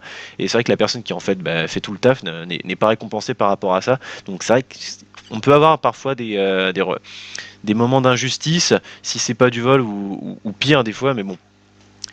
Je pense que bon voilà, il fallait tester, mais je pense que ce serait beaucoup plus sympa de revenir sur une formule classique des challenges. Proposer plusieurs challenges, enfin un challenge par joueur, c'est pas mal. Et étant donné en plus que la coop, même avec le multiplicateur d'XP en fonction du nombre de joueurs, donc x1,5 ou x2 quand on est à 2 ou à 3, je pense que même là, ça reste encore toujours plus rapide d'XP quand on est en solo. Et donc c'est vrai que pouvoir proposer des challenges, enfin avoir des challenges qui se cumulent, enfin avoir plusieurs challenges et qu'on puisse tous les réussir et qu'ils s'appliquent à toute l'équipe, ça peut éventuellement aussi proposer quelque chose de différent tout en, encore une fois, renforçant l'aspect communautaire parce que avoir plus de challenges, c'est potentiellement proposer plus d'XP pour tout le monde. Ça peut aussi inciter à inciter à faire des groupes pour faire du loot. Donc je pense qu'il y a que du bénéfice à tirer à en tirer de mettre de donner les récompenses du challenge à tous les joueurs dans un combat. Donc voilà concernant les challenges. Bon, allez, on va maintenant. Ouais, je vais faire comme ça. Je vais parler des familles de monstres. Alors, alors les familles de monstres. Moi, honnêtement, j'ai vraiment bien aimé toutes les familles de monstres. Chacune ont leur identité. Chaque île a son ambiance. Chaque île a ses musiques. Pour moi, pour le coup, ça a été vraiment bien réussi au niveau du design là. Mais l'ambiance, les musiques qui sont cool. Petite dédicace aux musiques Tofu que j'ai vraiment plus qu'adoré. Pour moi, c'est les meilleures musiques. Hein. Désolé le Dragon Pig, mais là, je crois que pour moi, les Tofu ont conquis mon cœur. Mais bon, voilà, globalement, les îles sont cool. Les mécaniques des familles sont globalement cool aussi. Il y a, enfin voilà, enfin les identités sont globalement bien respectées, ça a été bien foutu, donc là pour le coup j'aime bien. Malheureusement il y a quand même des familles qui sont plus fortes que d'autres, hein, forcément. Mais bon, allez, je les fais dans l'ordre, donc on va commencer par les Bork. Bon. Les Bork, c'est forcément la rage, elle est extrêmement forte. Je pense que, ouais, surtout en coop, c'était presque, ça en devenait débile en fait la rage. Mais bon, disons que c'est une famille qui est quand même très forte et je pense que, bon, globalement, elle peut rester comme ça. C'est peut-être une des familles qu'il faut peut-être le moins retoucher en fait au niveau du scaling, je sais pas, mais bon voilà. En tout cas, ça a été cool. Après voilà, les mécaniques de rang. De mémoire, c'était pas non plus, enfin elles étaient plutôt bien que la mécanique or, oui c'est ça, c'est les scoring, ouais c'est ça. Non, bon, globalement les mécaniques c'était sympa. En diamant c'est marrant parce qu'on a quand même plein de lave, donc bon voilà, ça force déplacement, c'est pas mal. Juste petit truc par rapport au Bork, peut-être régler l'IA de façon à ce qu'elle ne se suicide pas dans la lave. Est-ce que quand je vois des Bork, ils me mettent un coup de cac et en même temps quand il recule, du coup, enfin, il se suicide dans la lave. Je sais pas, moi, je trouve ça un peu con, quoi. Mais bon, après, faut voir parce que encore, quand ils se mettent dans la lave, ça leur provoque la rage. Je veux bien, mais si derrière ils meurent, c'est dommage, quoi. Bref. Les vampires, alors les vampires c'est sympa, l'état assoiffé qui a été qui est pas mal, qui est sympa. Ce qui est dommage, c'est que du coup, en fait, l'état assoiffé, en fait, il sert à rien quand le vampire, il est déjà fou, il a tous ses PV, quoi. Alors du coup, c'est vrai qu'avec la mécanique platine, du coup, l'état assoiffé gagne un petit peu plus de value, parce que ça va poser des flaques. Et bon, encore même là, ça reste facilement esquivable cette mécanique, donc c'est pas non plus ultra méchant. La mécanique argent qui était le clan nocturne, donc qui pose des chauves-souris derrière, c'était assez RP, j'aimais bien, mais bon c'est vrai que ça c'était chaud, donc ça j'ai bien aimé en vrai, c'était bien. Mais ouais, bon, l'état assoiffé, peut-être il mériterait peut-être un petit up au niveau justement quand le monstre il a tous ses PV, ça fait un petit truc en plus, je sais pas, ça fait une petite augmentation de dégâts, genre 20%, quelque chose pour donner de la valeur en fait à l'état qui, bah, quand le monstre a tous ses PV, bah ça, en fait on s'en fout quoi. En fait, il suffit juste de pas le focus et voilà quoi. Mais bon, sinon l'état est sympa. Après la mécanique or qui est de donner 30% de drain supplémentaire parce que l'assoiffé donne déjà 50%. J'ai presque été déçu. Je m'attendais en fait à ce que ça donne. Enfin, je pensais que quand j'allais passer en platine, ça allait augmenter à 40% la mécanique or et à 50% en diamant. Bah, au final, ça reste à 30%. Bon, après, ça c'est pas méchant, c'est pas grave, mais ça aurait pu être sympa d'augmenter le drain jusqu'à 100% quand tout passe en diamant. Voilà, mais bon, en vrai, les vampires, c'est peut-être c'est une des familles qui troll le moins parce que bah, là pour le coup c'est une des familles les plus faciles en soi parce que la famille n'a pas de déplacement, elle n'a pas de sort de poussée, elle n'a pas de sort de gain de PM. Il n'y a rien en fait qui va faire que en fait notre placement ne va jamais bouger quoi. Donc là-dessus c'est cool. Après bah c'est vrai que c'est sûr que voilà, c'est ça, du coup ça la rend plus facile par rapport aux autres, en plus de l'état assoiffé qui est un petit peu en dessous par exemple. Si je compare à la rage, bah c'est vrai que bah, du coup l'état assoiffé est quand même vachement moins fort que la rage, surtout qu'en plus je reviens sur les Bork, mais les effets de rage, bah, ils sont quand même, je trouve, plus forts enfin, les effets liés à la rage sont plus forts chez les Bork que les effets liés à l'état assoiffé. Donc, ouais. Puis, bon, après, bon, voilà, faudrait voir. Faudrait voir, et ce qui est appréciable aussi, et là où ça aurait pu être très dangereux, là où les vampires auraient pu par contre devenir extrêmement forts, c'est évidemment en fait les sorts. Je reviens vite fait quand même sur les Bork, mais c'est vrai que les Bork sont très forts parce que certes, certes la mécanique de la rage est puissante, mais c'est aussi à cause des sorts de la famille. Clairement, quand on a un sort qui enrage tous les Bork, qu'on a un sort qui donne des PM à tout le monde, ou même un sort qui enrage un seul Bork, oui, là ça devient très fort parce que du coup, normalement c'est une mécanique qui se proc seulement quand, c'est quand on tape, et ben là, l'IA peut décider de proc la mécanique toute seule.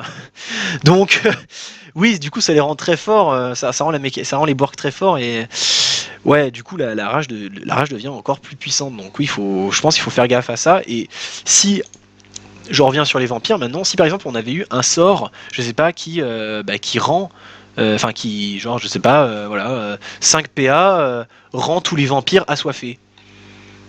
Bah là, ouais, les vampires seraient devenus vraiment chauds, ouais. Ouais, là, clairement, les vampires seraient devenus vraiment durs, quoi. Donc, en même temps, il y a l'effet qui est pas forcément puissant, mais derrière, si on donne les clés sur les sorts, ça peut vite devenir ingérable. Donc, bon, voilà. Il y a des trucs comme ça. Il y a les mécaniques en même temps, il y a les sorts qui quand même jouent énormément. Et là, bah, pour moi, en fait, la différence entre les Bork et les vampires, bah, ça va notamment être les sorts qui font la différence, quoi. Enfin voilà, il n'y a pas de sort de PM chez les vampires. Bon bah tant mieux. Dans un sens, tant mieux, mais voilà, c'est vrai que c'est plus facile, quoi. Mais bon. Les chaffeurs. Bon, alors moi, je pense que c'est la famille que j'aime le moins parce qu'elle me fait le plus péter de câble. Mais bon, après, en soi, c'est pas la plus dure. C'est juste que je trouve qu'il n'y a jamais en fait de bon placement où on peut être safe à 100% à partir du moment où en fait, dans chaque combat chaffeur, il y a le sort qui pousse de 2 cases et derrière il y a les picos qui vont nous envoyer dans les tombes et tout. Mais bon, en vrai, les chaffeurs, j'aime bien. Il y a des trucs, marrants. Non, non, en vrai, la famille est plutôt bien design, et en vrai j'aime bien. Je pense qu'elle est à peu près aussi forte que les Bork en vrai. Allez, je continue. Allez, sur les tofu. Donc, mais les tofu, je dirais pas que c'est mes préférés, mais par rapport à la musique, en fait, si quoi. Bref, les tofu. Alors pour le coup, la mécanique de l'envol, j'ai vraiment bien aimé la mécanique de l'envol qui a été vraiment bien réussi. Le design des tofu en fait. Enfin, voilà, il y en a qui s'envolent. Ensuite, il va y avoir ça va jouer sur la mécanique de l'atterrissage, d'autres de la chute.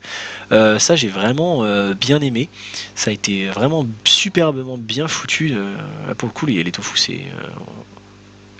pour le coup j'aime bien. Alors peut-être qu'après c'est un peu trop fort sur certains trucs, notamment par exemple la mécanique diamant qui est vraiment très forte avec le clan Makiota qui waouh là ça devient chaud. D'ailleurs le clan Makiota qui ne proc pas tout le temps son effet quand il y a un tofu qui meurt, c'est un peu dommage, mais bon. Non les tofu pour moi j'aime vraiment. Ça, là pour le coup, ouais, ça force des plays, c'est sympa. J'aime bien, j'aime bien. Euh, voilà. Euh, Sinon, ouais, bah si les spells tofu, et non, globalement ça va. Il y a peut-être un peu trop de sorts de zone des fois, mais bon, ça va. On va passer au Thor nouvelle famille là aussi. Les Thor ils sont vraiment cool. C'est juste, il y en a juste un seul que bah, en fait qui me saoule, c'est juste le Gladiator. C'est juste en fait un Pubertor et un Costor en même temps. Bon, est-ce que y aurait pas moyen de le modifier pour trouver un effet un petit peu plus sympa, genre je sais pas, un système d'attirance par exemple, ou quelque chose, je sais pas. Mais c'est vrai que du coup c'est un peu, ce mob-là est un peu bof. Sinon après tous les autres sont cool, le Torino est cool, la Mouman est cool aussi, les autres aussi. Donc non j'aime bien. Il y a par contre ouais là où je pense que pour le coup chez quasiment toutes les familles de monstres on a l'état marqué, et je pense que c'est chez la famille Thor que je redoute le plus cet état marqué, parce que du coup les sorts qui sont débloqués avec l'état marqué, enfin la puissance des sorts sont vraiment folles. Les Thor avec les sorts c'est chaud, hein. Alors déjà qu'ils chargent un peu de partout, c'est marrant. C'est non, c'est bon. En vrai, c'est bien. En vrai, j'aime bien les Thor, mais bon, voilà. C'est vrai que les spells parfois sont un petit peu forts. Petit bémol aussi par rapport à la mécanique de la bouse. Alors c'est vrai que du coup, au début on fait le donjon, on a un hors-piste avec de la bouse, ok, pourquoi pas, et ensuite on a le clan impur qui, quand un Thor meurt, bah, il y a la bouse aussi qui apparaît. Et plus on monte dans les niveaux et dans les rangs, plus en fait la mécanique devient inexistante et fait place par contre à la mécanique avec les fissures. Bon, pourquoi pas. Je pense que ça aurait pu être sympa d'avoir de temps en temps une bouse qui proc pour forcer des trucs, quoi. Parce que c'est vrai que du coup, en fait, l'idée était sympa et en fait, on la voit plus. C'est dommage. C'est dommage. Voilà. Alors, maintenant, l'île des Bouffetous. Les Bouffetous sont un peu forts, légèrement trop forts, notamment à cause de leur sort qui... oh la vache quoi. Ils sont giga forts. Et en fait, de toute manière, globalement, dès qu'il y a en fait des sorts qui vont te faire entrer, inflige l'attaque, en plus d'inflige des dégâts magiques. Hein, typiquement sur les Thor, il y a un sort qui inflige des dégâts magiques, en plus inflige l'attaque quand on est sous l'état marqué. Donc waouh, on prend un tour de malade. Mais ouais, chez les Bouffetous, c'est un peu pareil. Il y a des sorts qui infligent des dégâts en fonction de l'attaque d'un Bouffetou. Si on couple ça en plus avec le clan dégénéré qui fait que les Bouffetous, enfin c'est le clan platine, mais les Bouffetous ont 50% d'attaque en plus. Bah ouais, là les sorts Bouffetous ils sont quand même bien fumasses, hein. Ouais, ils sont quand même très forts quoi. On a un sort qui permet de rejouer son tour à un Bouffetou, un sort de zone qui permet aux Bouffetous de rejouer leur tour apparemment. Je l'ai pas encore vu mais apparemment il existe. On a un sort qui fait charger, enfin voilà. Et à chaque fois ça inflige l'attaque, un sort qui inflige l'attaque autour du Bouffetou. Waouh, enfin non, adjacent, mais bon, waouh, c'est. Ouais, là les Bouffetous, honnêtement, c'est une des familles les plus dures. Et c'est pareil, la mécanique or qui est de poser des pupus. Mais pourquoi mettre de la RNG? Enfin, je comprends même pas. Enfin, mettez tout simplement une pupus tous les tours et puis on n'en parle plus, comme ça on est tranquille quoi. Enfin, normalement 50% ça fait un tour sur deux, bon bah une puce tous les tours quoi. Voilà, je sais pas, enfin. C'est en même temps parce que du coup ça peut causer énormément de frustration et en même temps parfois ça peut énormément faciliter le combat alors que en mettant juste une seule pupuce à chaque tour on a une constance et ça peut être suffisant juste pour proc les effets troupeau. D'ailleurs effet troupeau que j'aime bien qui est très fort mais que j'aime bien. Euh, les chuchoteurs. Les chuchoteurs. Bon alors très honnêtement je pense pas qu'ils étaient revus depuis la dernière fois mais Euh, pourquoi la mécanique or? Pourquoi une mécanique aussi puissante dans un jeu de placement? Enfin, je la rappelle. La mécanique or, c'est si on finit notre tour sur un des bords du terrain, et du coup, on prend des dégâts. héros, compagnons. Et forcément, les mobs, eux, ne prennent pas de dégâts. Les dégâts sont plus puissants qu'un cac d'un mob. C'est terriblement fort. Et du coup, ça nous cantonne en fait à rester sur un 5x5. Et quand on sait que la famille des chuchoteurs, ça joue sur les tenailles, donc ça veut dire qu'on est pris, on est entre deux chuchoteurs, et du coup il y a un effet qui se proc quand on est entre deux chuchoteurs. Du coup, la mécanique or renforce l'aspect de la tenaille. Waouh C'est trop fort, les chuchoteurs, c'est la famille la plus difficile. Et après, on trouve les bouffetous, je pense, mais les chuchoteurs, ils sont abusément abusés, et seulement à cause de la mécanique or. Parce qu'on enlève la mécanique or, les chuchoteurs deviennent jouables. On peut les jouer, quoi. Alors après, il y a le clan bataillon qui est extrêmement fort aussi. Après, il y a le clan revanche aussi qui est sympa, qui est moins fort, mais le clan bataillon est terriblement fort aussi. Et quand on cumule le clan revanche et le clan bataillon, pardon, et la mécanique or, c'est juste pas possible. Enfin, les chuchoteurs, ils sont ingérables en fait. Donc moi en vrai ça me rend fou de voir en fait une mécanique qui inflige des dégâts quand on finit quand on finit sur un bord de terrain, parce que du coup vraiment ça le placement en fait il est éclaté, on peut plus se placer, quoi. Donc quand je vois ça et qu'à côté je vois les Bork, la mécanique or c'est pose 3 scories, enfin pose 3 flaques de lave par terre. La mécanique Thor, ça va être pose une fissure par terre aléatoirement tous les tours. Voilà, enfin que des trucs comme ça. Les gauchons c'est pareil, c'est pose 3 catastrophes. Mais la value n'est absolument pas du tout la même, quoi. Enfin, en fait, ça n'a rien à voir. Il y en a une il y en a qui sont en fait aux F-tiers, et les autres, on s'en fout pas du tout, quoi. Chuchoteur, on peut juste pas se permettre de l'oublier, parce que sinon, en fait, c'est la mort assurée, quoi. Bon. Bref, voilà, je pense que Chuchoteur, faut revoir. Là, c'est pas possible. Pardon. Les cracklers. Les cracklers, je pense que c'est plus simple du fait que y en a quand même plusieurs qui ont que 2 PM, donc forcément quand on peut échapper avec nos 3 PM simplement, ça facilite des choses, donc voilà, pourquoi pas. Mais bon, après ils sont sympas, ils ont certaines mécaniques qui sont, je pense, pas assez puissantes, enfin notamment celles qui rajoutent de l'armure, c'est un peu, on s'en fout un petit peu. Mais enfin les mécaniques de rang, je veux dire. Mais bon voilà, les cracklers sont globalement cool.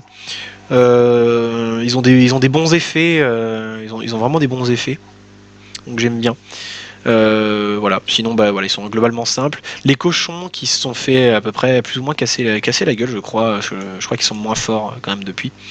Mais ouais, les cochons, toujours aussi sympa de toute manière. Mais bon, forcément, eux ils jouent sur les coups critiques. Donc bon, si on décide si les coups critiques sont amenés à disparaître, il va falloir revoir les cochons. Mais moi, ce que je vois, c'est que en revanche, avant, les cochons avaient une double mécanique. Enfin, ils avaient une double mécanique. Ils avaient les auras Bushi qui donnaient des coups critiques. Ils avaient un autre système d'aura qui faisait que alors si je dis pas de conneries, les sorts en main augmentaient d'un PA. En tout cas, il y avait un truc comme ça. Et ces auras-là ont complètement disparu. Moi, je trouve ça super dommage que ça ait disparu. Et en vrai, ça aurait pu être, en vrai, autant enlever la mécanique de coup critique et remettre ce système-là qui serait peut-être extrêmement fort. Donc à voir comment ça pourrait être rééquilibré.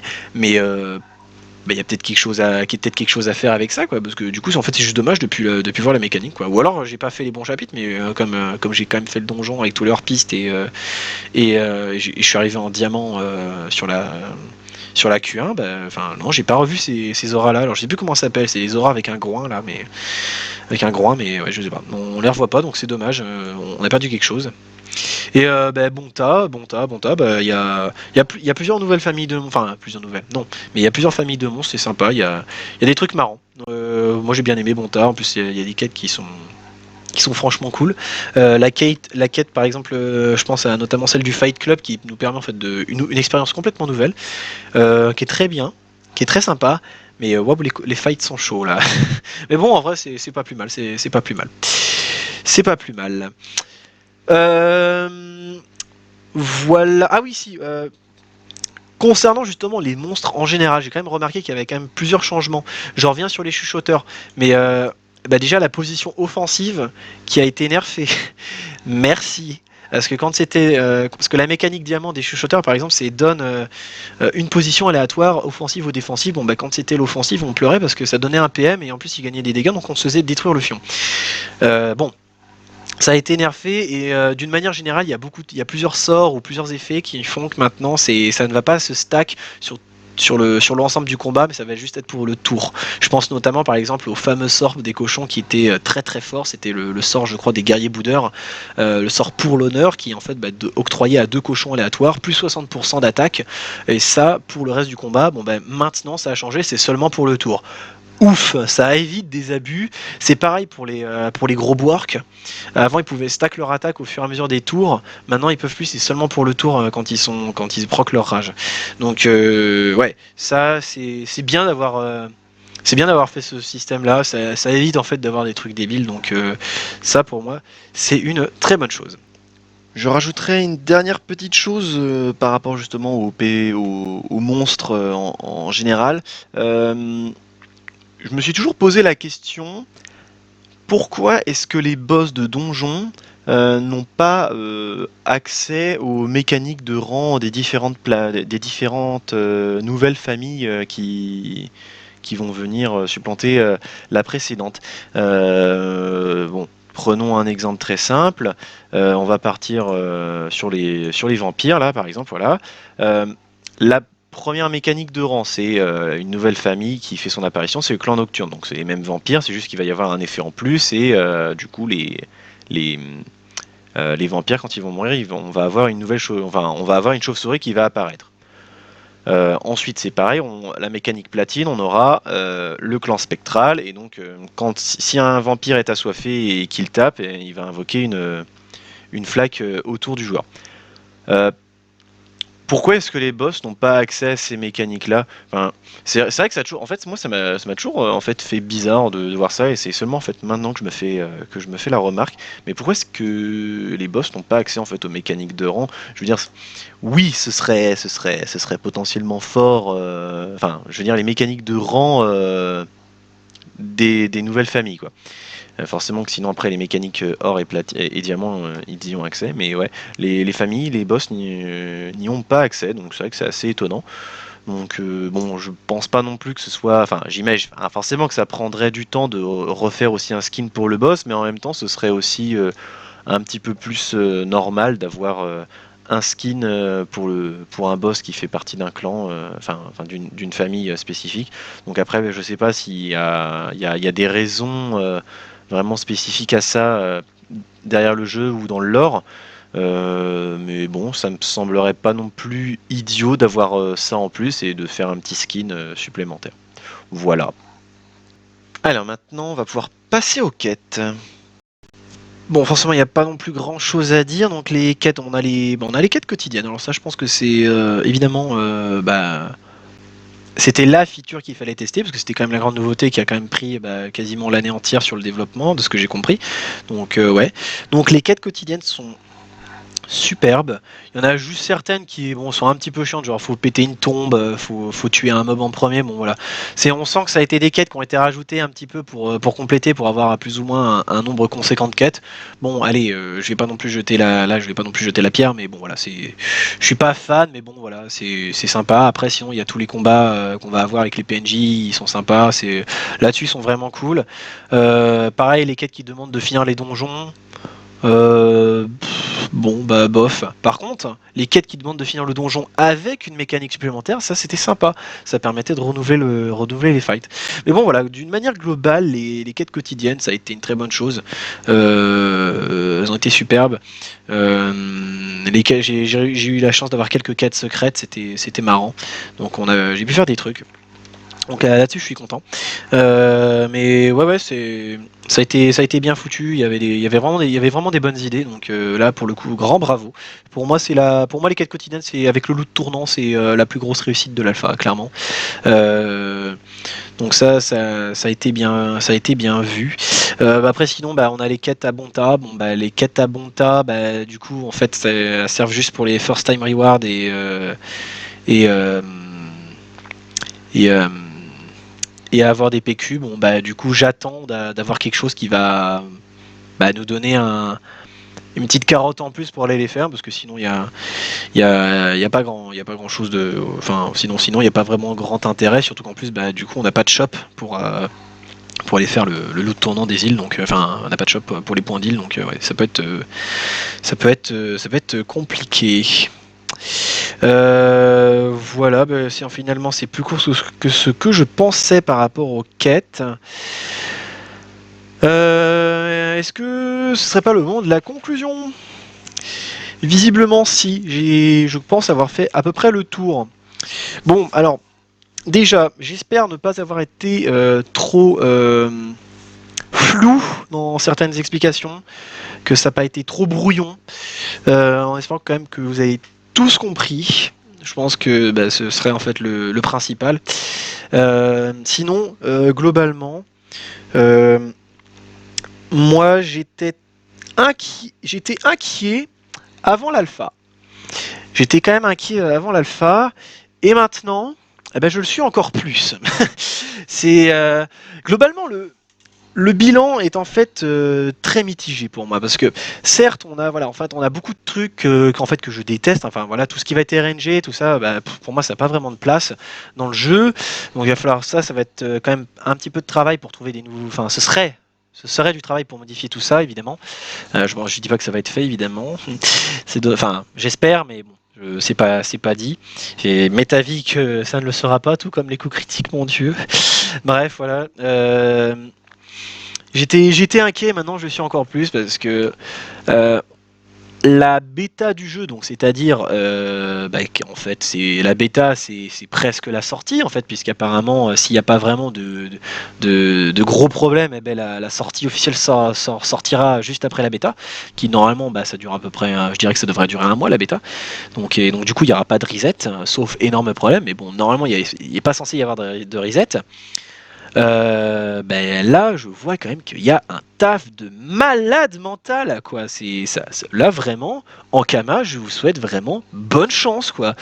C'est ça, je pense que ça va être chaud, hein, parce que je sais pas dans combien de temps vous comptez sortir l'alpha, mais la bêta, pardon, mais là, je pense que la bêta, si c'est pour dans 7 mois, de ce que j'ai cru entendre, c'est ça. Là, il va falloir chômer, hein, donc je pense que grosse pression à vous, et je vous souhaite vraiment bonne chance et de réussir, parce que là, il y a du challenge, quoi. Donc ouais, déjà enfin bon, globalement qu'est-ce qu'il faut revoir? Faut forcément revoir l'équilibrage des mobs, c'est encore ça pêche encore évidemment. On roule sur le jeu, ou alors enfin bon, voilà, c'est un bout d'un moment, c'est dommage qu'on n'est pas censé pouvoir rouler sur le jeu. Là au niveau de la progression, je sais pas trop quoi penser, je pense qu'il y a peut-être un truc à jouer, mais en même temps je me dis qu'il faut que le jeu dure longtemps, enfin voilà, c'est ça. C'est pas Waven, je le considère pas comme un MMORPG, mais au niveau de sa durée de vie, faut quand même qu'elle tienne la route, quoi. Donc faudrait limite, il faut que ça ait, enfin voilà, faut quand même, il faut quand même du contenu, enfin une matière pour pouvoir durer, quoi. Donc ouais. Il y a des trucs. C'est ce que je disais tout à l'heure. Pour moi, la plus grosse réussite de l'alpha, c'est évidemment les quêtes quotidiennes avec le loup de tournant. Ça a été superbe. Même les points d'île aussi, hein, je l'ai pas dit, mais ça a été bien vu pour compenser justement les problèmes qu'on a rencontrés. Qu'est-ce qu'on pourrait dire? Ouais, c'est ça l'équilibrage, et ouais, voilà, c'est ça. Pourquoi est-ce que j'étais inquiet en début d'alpha, et pourquoi est-ce que je suis encore plus? Parce que déjà encore plus parce que les inquiétudes que j'avais avant sont quasiment encore toutes là, et au final il y a encore, et là en fait je me rends compte qu'il y a encore un travail de fou furieux pour que le jeu sorte. Enfin, si, imaginons, on reprend le jeu, enfin on prend le jeu là tel qu'il est, on prend cet alpha et on se dit ça c'est la bêta, et maintenant il faut que le jeu il soit jouable à la sortie. Il faut qu'il soit très bien joué, il faut qu'il soit impeccable, il faut qu'il soit jouable, l'équilibrage nickel, les mécaniques, enfin l'asynchrone qui fonctionne, tout bien. Tout le contenu qu'on a là, imaginons il soit nickel. Déjà, il y en a pour un sacré paquet de temps, et je pense même qu'en fait il faudrait limite déjà plus d'un an. Enfin après je connais pas du tout le développement d'un jeu vidéo, mais je pense que oui, déjà si on doit reprendre, si l'alpha actuelle doit être reprise pour qu'elle puisse être jouable, ouais, je pense que ouais, déjà faut déjà plusieurs mois, si ce n'est si ce n'est un an, voire même plus. Donc déjà c'est compliqué, mais surtout Mais il y a encore plein de choses qu'il faut rajouter, quoi. Je sais pas. Enfin, par exemple, en 0.9, on a eu l'occasion de tester la Q3 et la Q4. Donc la Q3 et la Q4, c'est forcément ça va être ça va être les combats de boss. Donc là, par exemple, là, bon, là, je me rapproche avec mon Dardecan pour que tout le monde voit. Bon, ça, j'imagine, ça va être la Q3 des Thor. Donc normalement, ça va être un boss tout seul. Et là, par là, normalement, l'espèce de labyrinthe, ça est censé être la Q4, qui est normalement censé être un combat avec un boss et avec des vagues de monstres. Bon, on a pu tester ça en 0.9, j'avais testé d'ailleurs. En coop, c'était éclaté, et en solo, ça proposait déjà plus de challenges. Bon, déjà, il faut déjà arriver à faire ça, je pense, pour la bêta ou la sortie. Pour moi, ça me semblerait plus logique qu'on ait au moins la Q1, la Q2, la Q3 et la Q4 sur chaque île. Sur chaque île. Donc ça veut dire 9 fois, donc c'est-à-dire il faut programmer une Q3 et une Q4 sur 9 îles, donc ça fait 18 combats. Si en plus on rajoute les mécaniques de rang ou je ne sais quoi d'autre, bon bah voilà, ça rajoute des trucs en plus. Ça risque d'être un petit peu chaud là. Donc déjà rien que ça, il faut bien le design et ouais, ça va déjà rien que ça, c'est chaud. Et surtout, et là, bien que ça, déjà, les Q3 et les Q4, ça pourrait être, on va dire, négligeable pour une bêta, voire même la sortie, bien que ça me gênerait, je pense, mais bon, imaginons. Mais surtout, je trouve que cette alpha, c'est la plus couillue que j'ai jamais vue du jeu, quoi. De toutes les alphas, quoi. On nous annonce une alpha et derrière, on nous annonce une bêta et la sortie pour 2023, éventuellement début 2024, quoi, mais. Et on n'a toujours pas testé les broches et les amulettes, quoi.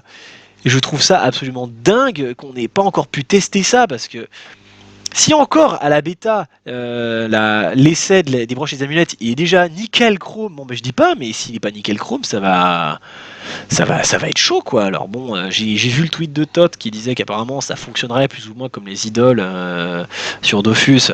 Bon, en espérant que les sur Waven, les bons côtés seront gardés et les mauvais côtés seront jetés. Hein. Enfin, petit aparté, mais pour moi, les idoles sur Dofus, c'est la pire mise à jour qu'il puisse y avoir sur le jeu. Enfin bref. Ouais, on a toujours pas pu tester ça. Si on les a toujours pas testés, est-ce que ça vaut vraiment le coup de les garder encore, quoi? Je sais pas, mais bon. Ouais, là, ouais, c'est vraiment dangereux, quoi. Il y a quelque chose, quoi. Je sais pas. Bref.